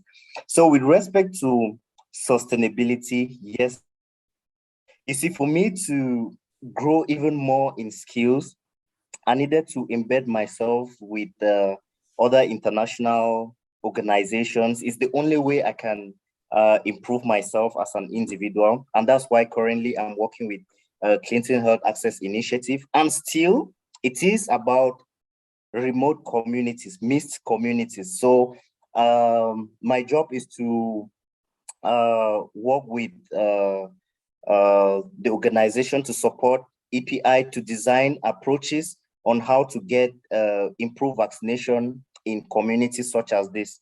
But now, with respect to rural doctors, we don't want the vision to die out because I founded it and then I'm out or I'm in another organization or whatever. No. I like to call it a legion, meaning a group of army or people working towards one vision. It is no longer about, it was about me struggling in my own little way to serve, but it is now bigger than myself. So currently, we have an office in Boya, and there are staffs doing it, and I participate more at the level of strategic planning and so on, following up to review the strategies they are putting on. I reduce the number of times I go, so I encourage them to go to the field instead. So I no longer go to the field. Then I also train public health guys, especially those that are just from school. There's a first batch, there are about 4 or 5 of them, on grant writing, project development, and so on. All this is to ensure that as people come and go, the vision still stays. So whether I'm leaving or not, or whether any other person is leaving, it shouldn't change what we are working towards. So we have a full-blown structure. There are professionals, there is even a human resource person, and so on and so forth. There's a full-blown structure taking care of that. It's no longer about maybe Sangwe, trying to reach out to these communities. It's now about a group of persons. And it's not just healthcare providers. We now have journalists that are part of us, because we think that we are not telling these stories right. Probably these journalists will help us tell the story better. So they are now part of the team, and we are looking to involve even more and more people, depending on what we think they can offer to the vision. But this is a vision. It is just more than an organization. And yes, we are looking at expanding, not just, I consider Cameroon to be a pilot. We want to learn from Cameroon, our experiences, and we expand sub-Saharan Africa and so on. So yeah, this platform and the question. Thank you, Dr. Sangwe. I'm gonna ask for us to be brief with our questions so we can keep up with time. And so I'm gonna call on Dr. Bill Wingo for his next. Yes, thank you. Thank you very much. Dr. Sangwe Clovis, congratulations. First of all, for having the courage to brave the odds of the rural areas. And secondly, for importing the COPC, which is a framework that I know very well from Hebrew University, given that I'm an alumnus as well. I look at the way you've presented it, and I think it bears a lot of hope for the future of community health in Cameroon. But one thing that I did not find in your presentation was how you linked to the Cameroon health system.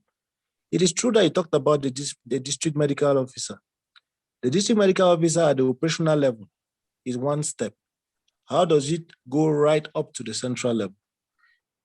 Dr. Lekubu in the chat was also finding out, are there several health systems moving in Cameroon, or is it just one health system? And I would like to take time to say that community health in Cameroon is part and parcel of the health system. It is the lowest part of the health system. which means that after the health centers, you have community health workers. Those community health workers have to work and report to the health center so that the data that they generate is captured into the health system. The second aspect is when we look at community structures, we don't limit ourselves only to the COGE. COGE is just hospital management committee. But if you want to really be in the community, we need to start talking of the health area health committees, the district health area, the district health committees. In your presentation, I did not see how you relate to these structures, which are part and parcel of the health system, which just makes me feel that the project might just start and end without the health system feeling anything about what you're doing. So if you could briefly tell us how your work really strengthens the health system of Cameroon, it would be very interesting for me. The topic about remuneration of community workers, you emphasized on it very well. Now, one aspect of sustainability is that we do not want communities to rely fully on remuneration, on external payment. That is why in the strategy of community health in Cameroon, we select community health workers who have something else doing in their community, and they give community health services as a part-time. We do not want to make it a full-time job, because if you make it a full-time job, when you leave, that person will definitely not continue working. But if they had their little work that they are doing aside, at least they can continue giving something, and that is going to help in sustainability. So I wonder, when you are approaching communities, you approach it with that mindset of thinking that if I stop this payment, will it constitute a problem for this guy? So we go for people who have something doing. So my questions are really geared towards trying to understand really how your work really strengthens the health system of Cameroon. If you can be able to do that, then I think that your project is going to really contribute much to the health system of Cameroon, and that is the way it becomes sustainable. The last thing I would say is, as an NGO, do you form part of the network of NGOs that promote community health? Because I tend to see that you are a little bit very isolated, and that for me is a little worry, because in policy, we want things that strengthen the health system. We don't want projects that come, run, and stop. So while recognizing the work that you're doing, it is very important that you do it right and do it for the strengthening of the health system. Thank you.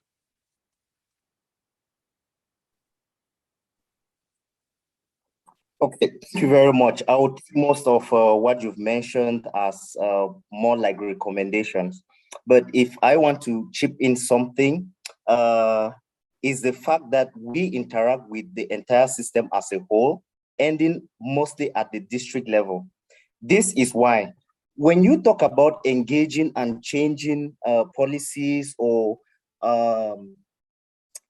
improving things at central level, these are very expensive projects. It's very expensive. If you want to just talk about, let me say you have a draft and you want to present it for those that are concerned to review, that's almost 10 million CFA francs to do that. So I think there are different institutions that have different roles to play. We as rural doctors do all those things at the same time. There are different organizations doing different things, and we are leveraging on already existing systems. We are not creating anything new to improve on what we're doing. The district medical officer, by virtue of their position and whatever role they play, they have the power to change and improve. They are the ones to enforce things in their district. So as long as they are fully involved in projects or activities that are involved at the level of the district, it is supposed to be from them to the region and so on. Whatever data is generated at the level of the community, which is linked to the health center, of course, gets into the district data, which is captured in the DHIS and so on. So of course, we are part of the system. We are not creating a different system on its own. Then talking about linking up with other organizations, yes, we started, I get your point and you're right about that.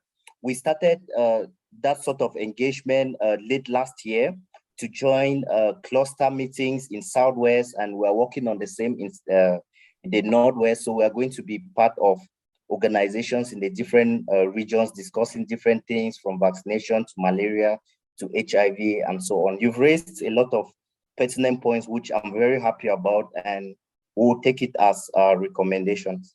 Thank you. Thank you so much. We're going to be taking the 3 last questions. I'm going to call on Skinner Likem Lem. Okay, thank you very much for giving me the floor. I'd like to thank Dr. Clovis for his presentation. One of the problems Dr. Clovis raised was Skinner, sorry, can you tell us, sorry for interrupting, maybe just as Therese advised, maybe you tell us where you're calling from and who you are. Okay, thank you. Sorry, my name is Dr. Likelem. I'm a public health physician, epidemiologist. I work at the regional level, regional level in Cameroon. Actually, I'm at the Littoral Regional Delegation of Public Health, that is in Douala, Cameroon. And I had I would say the honor to supervise Dr. Clovis in Manoka. So I will say some of his experience. I had to live some of this experience when I was supervising Dr. Clovis in Manoka. So the question I had for Dr. Clovis was the question regarding human resources, because one of the biggest problems in Cameroon, especially in rural areas, is human resources. Not because of the lack of human resources, but it's because of the inappropriate distribution of these human resources. You realize that in most of these rural health facilities, rural district hospitals, doctors are posted, but most often they don't go because every young medical doctor wants to work in Yaoundé, Douala, in cities. So this is in general the mentality of some of Cameroon physicians. So my question is, what do you think, Dr. Clovis, what can be done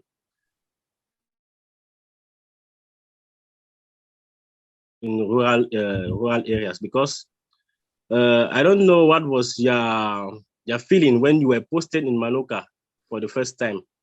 Were you really happy to be posted there? So what can be done to motivate all these doctors to work? It's not only Manoka. I will cite some other regions like Dom, Gambe, Yabasi, where you have one physician for a very large population. Not because you have one physician present, but when you go to administrative data, you find out that there are about 5 or even 6 doctors who are supposed to be there.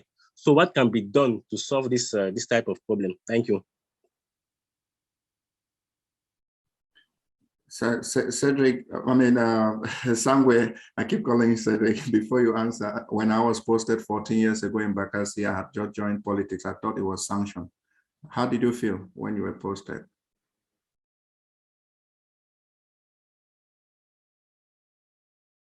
He's on mute.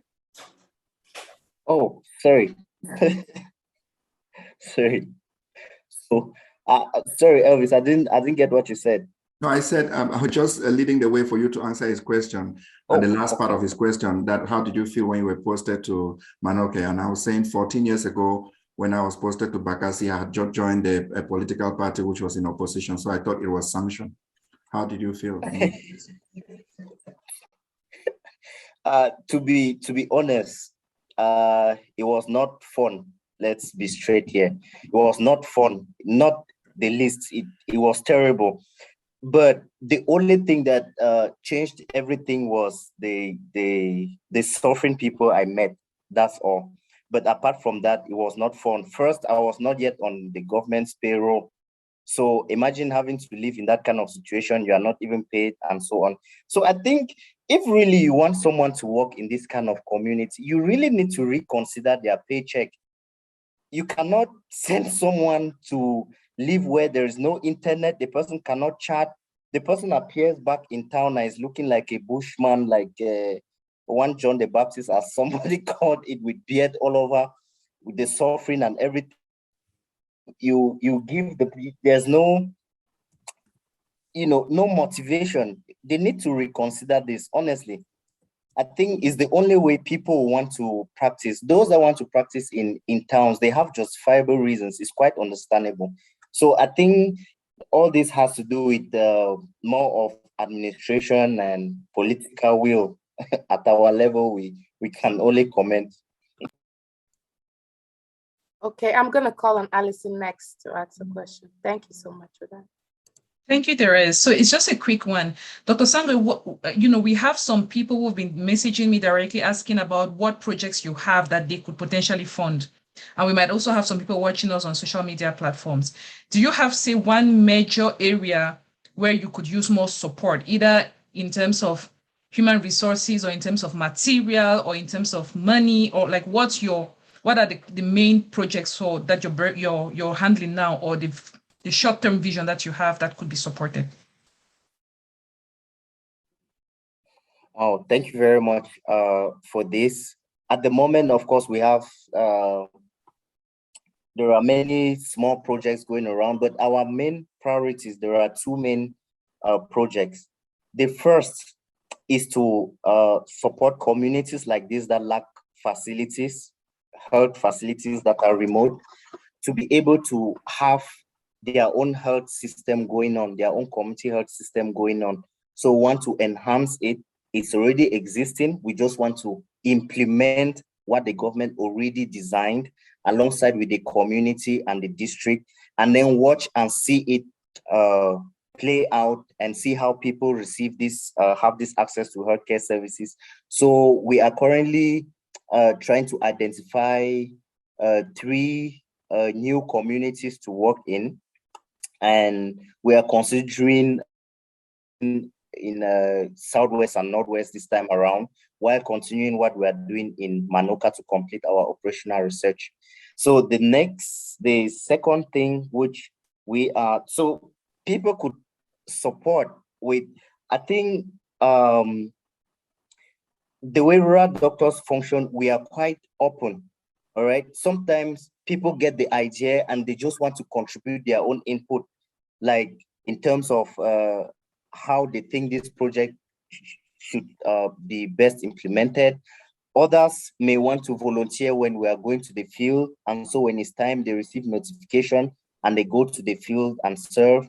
Others may want to sponsor in terms of finances, or actually giving essential drugs, for those that can purchase and give directly, and so on and so forth. So it all depends. Others may volunteer with their cars to transport people to the field. So it's quite open.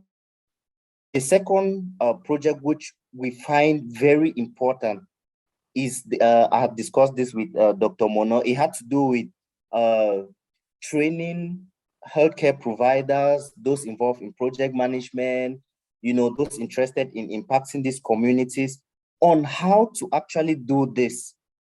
Because it's a combination of several small efforts like this that will give that good results that we are looking for. So we intend to make it a full-blown project of actually carrying out this training. You have a theoretical and a practical part. And the entail of the training is those that are trained have to design a project and actually implement. So those are the two main. Thank you very much. Thank you so much. We're going to take JC Kate. Thank you so much, Teresia. So Jean-Claude. So Jean-Claude is for JC. Okay. Kate. And I'm a public health doctor and a researcher in diabetes, actually. And really, I just really want to start by saying, Sangwe, really kudos to what you're doing. I've been following rural doctors on social media. I don't think we've ever met physically, but I know we've discussed a lot on social media from time to time. Really, thank you for your great work. I have maybe a comment and a question. Coming back to what Wingo was saying, I don't know how it came across, but I think it's very, very important for the sustainability of this organization and the work you're trying to do. That linking up of your work with the healthcare system. And of course, you're working at that operational level, which is really taken care of by the district health system. And I don't think that to do most of these things can be very expensive in terms of how you're collecting data, you're already doing research. Is all this data being fed back into the district system for it to go up across maybe to the regional level? There's somebody you're working at the regional level. So I think that kind of link might be very, very important, and that probably in future presentations, you should be able to bring that strongly, which probably I know you are already doing. And also, just to mention the issue of training in terms of, Windu mentioned that community health workers are not being paid. The model that we are using for public health today, based on models that were developed in '87 in the Harare Declaration and then later in the Bamako Declaration, are these models really fit for 2021? Those are some of the things that we really need to come back to, especially when we are talking about community health. And my question, you mentioned using cholera vaccination in Manuka. And I was so happy that you went into, the psychology of the community, of this very specific community. I just want to know how this particular vaccine was rolled out and how it was received and how it can be used as a leverage for some other vaccines. Thank you.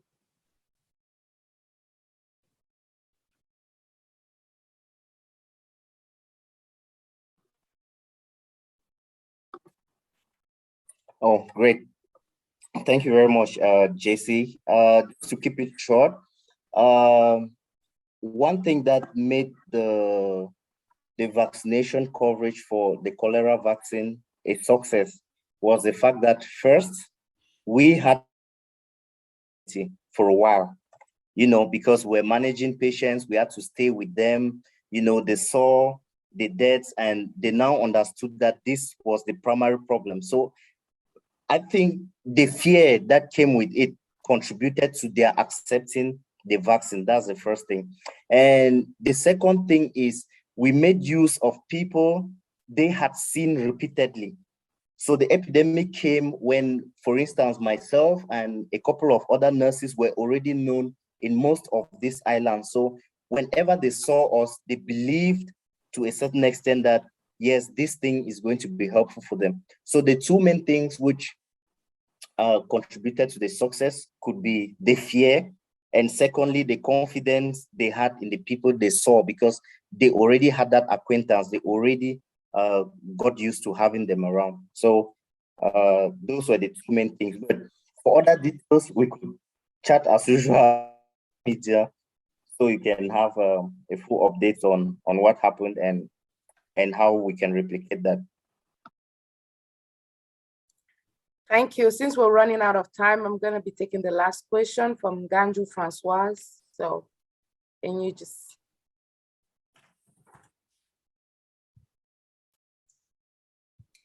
Good evening. Ninju Francoise is my name. I'm a nurse midwife. I've been working for over 20 years. I want to congratulate Dr. Sangwe for the job he's doing. And like you were saying here, we can always share experience with each other.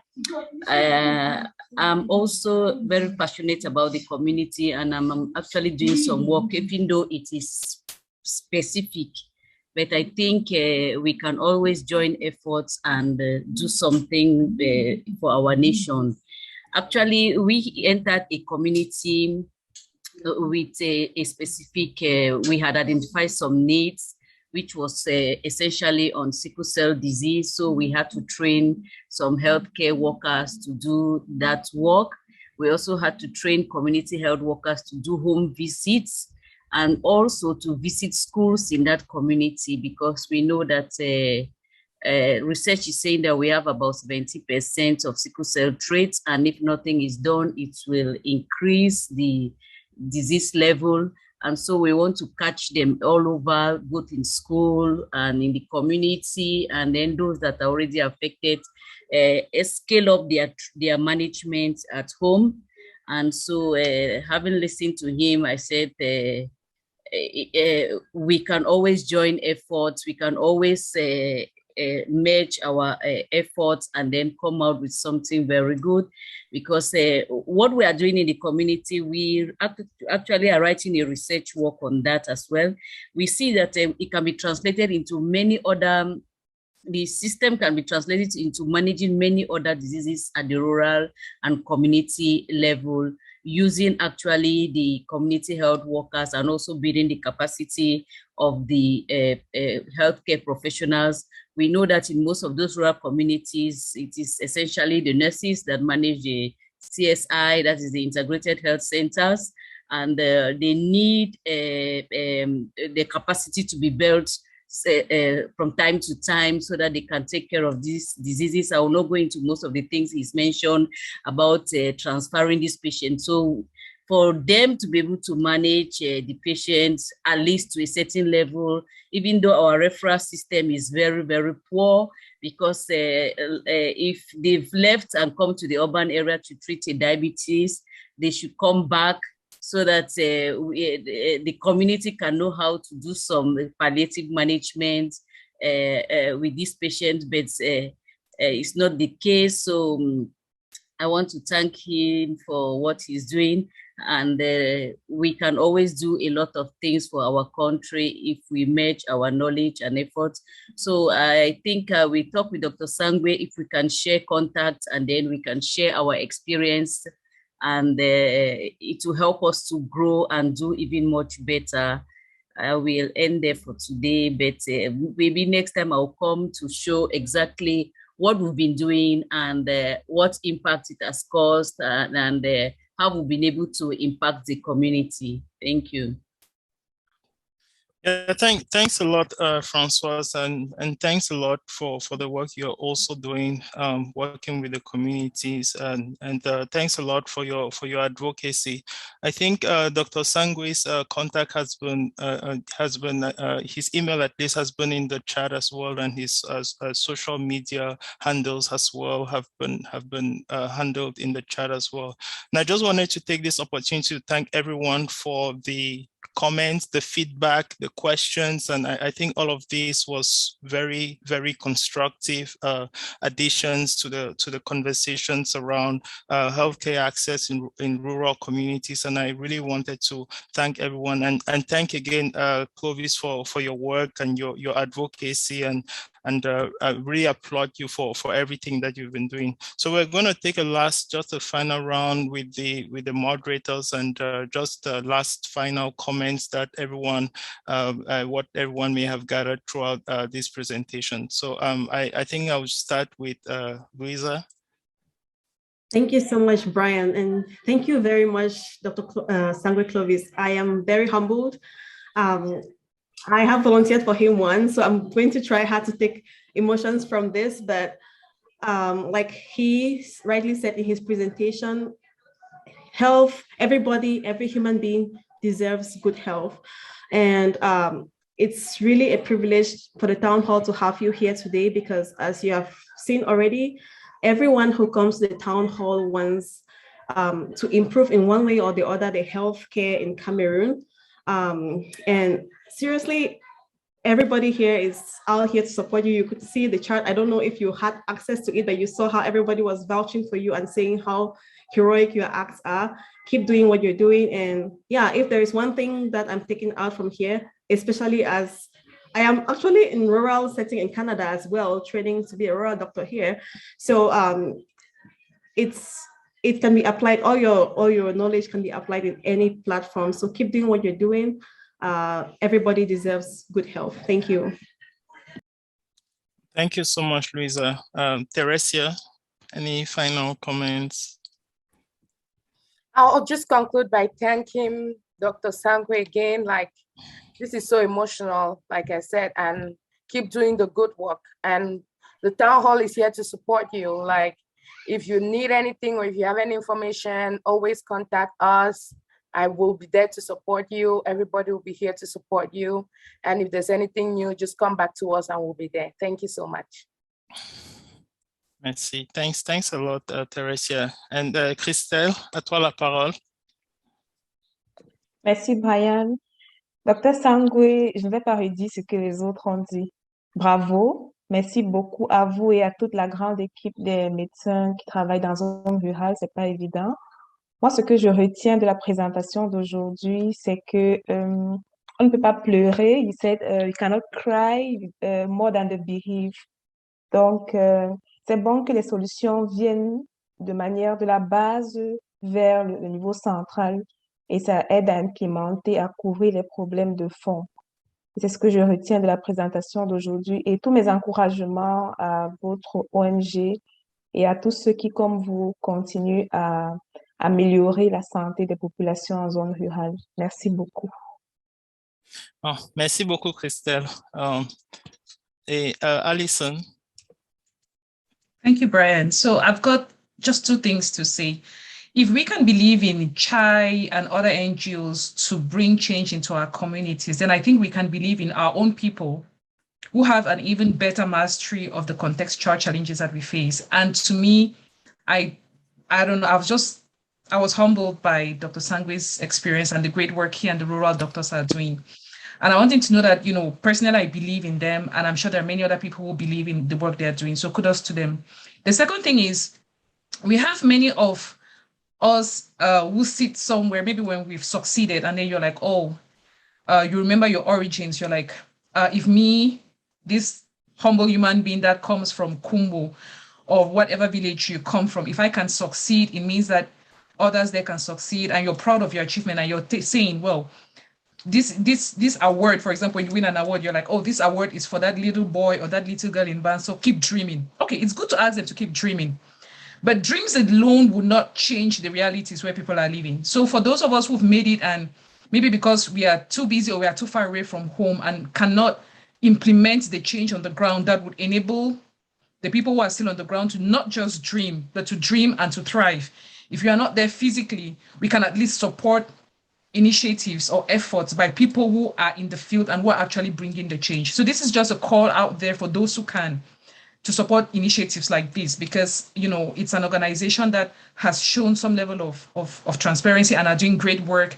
And they might not solve all the problems, but they are bringing positive change to the system. So in whatever way you can support, whether it's by volunteering or with equipment or with whatever means you can, please just reach out to the founder and the other people who are working with the rural doctors team. Dr. Sangwe, kudos to you, and thanks, Brian. Thanks, Alison. Very kind words. Couldn't agree anymore. And Dr. Mono. Well, Brian, thank you very much. And I just want to thank all the moderators once more for your time. I don't know how you guys do this every 2 weeks, but you guys keep doing it. And for also bringing all the brilliant presenters that we have here. And to Clovis, you are a wonderful physician, a person with a big heart.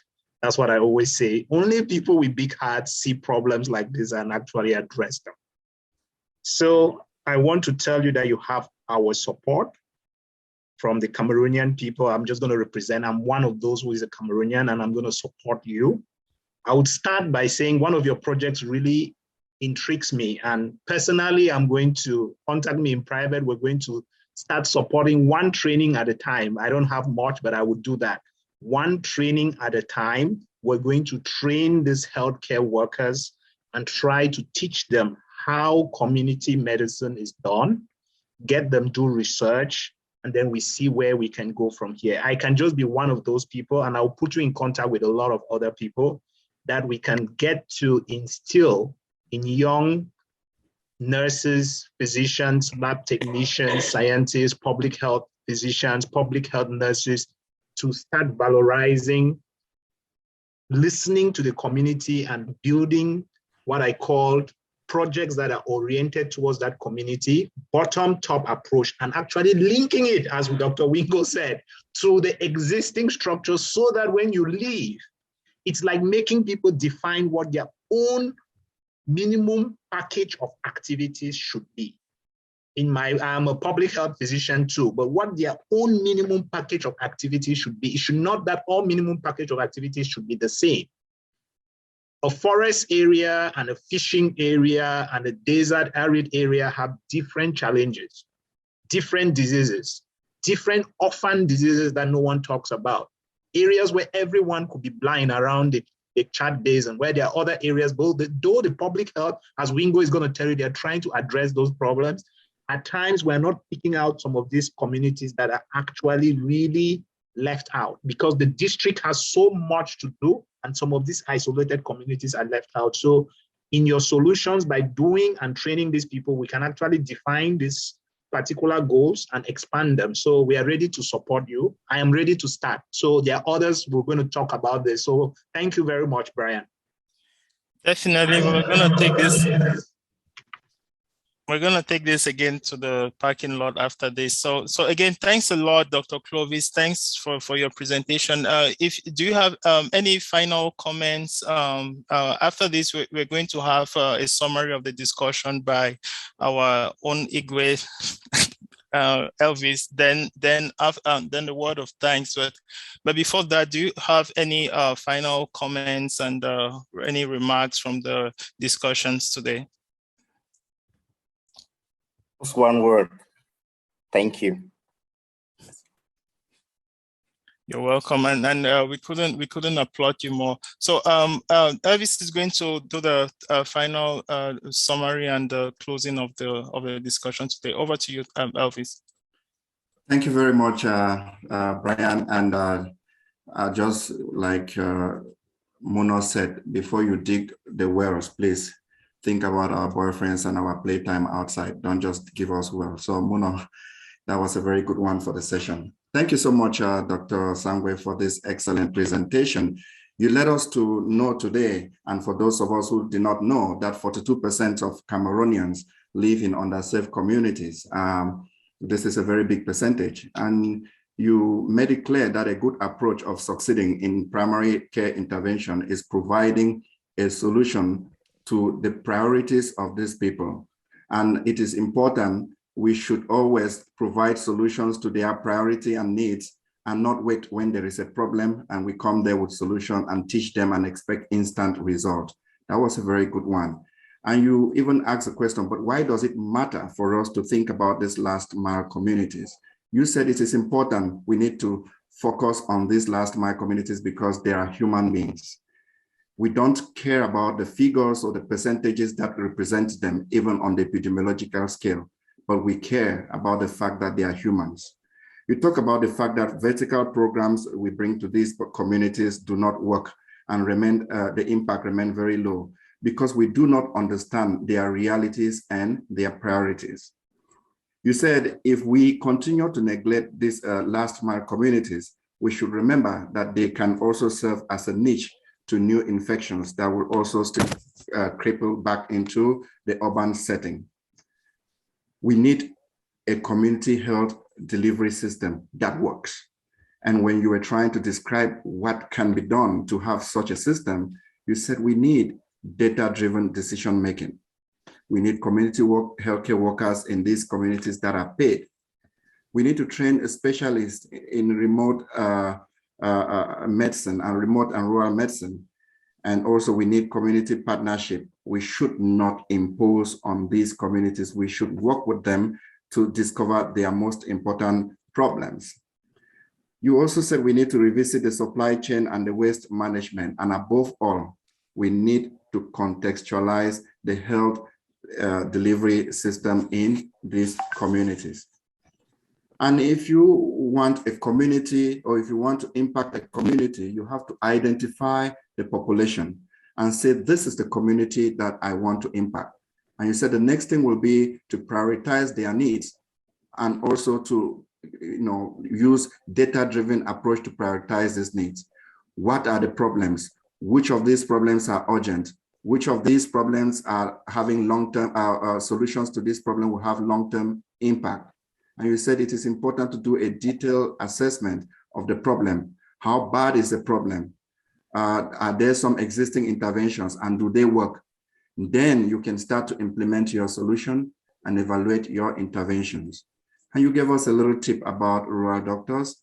You made it clear that the idea of rural doctors, or that rural doctors is an idea and a vision that is born from the feeling that the geographic location of people should not deprive them of their basic health needs.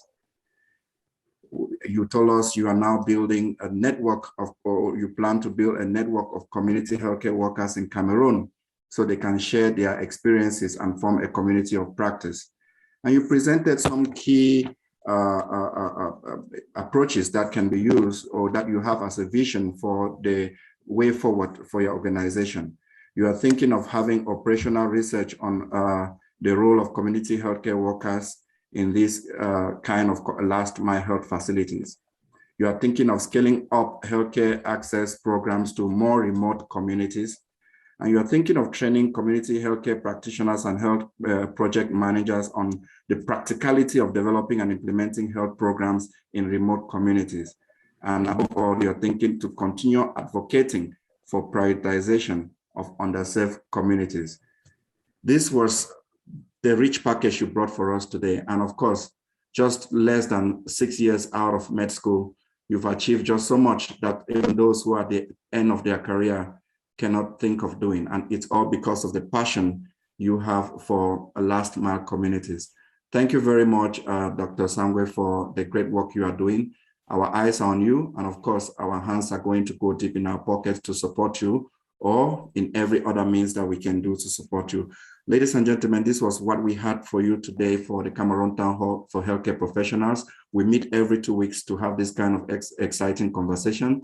I could see Dr. Lekubo on our platform today. He's been very regular this time. Thank you so much, Big Brother, for believing in this community of Cameroonian healthcare professionals who have a passion to do something about the health situation in their country. Thank you so much for support and for all the work all of you are doing to spend this very valuable time of your weekend to join us every fortnight. I want to thank our chair for always putting this package together and for always taking time to make sure that we get the best of presenters to the town hall. Thank you once again for all the moderators for excellent work. Have a nice weekend.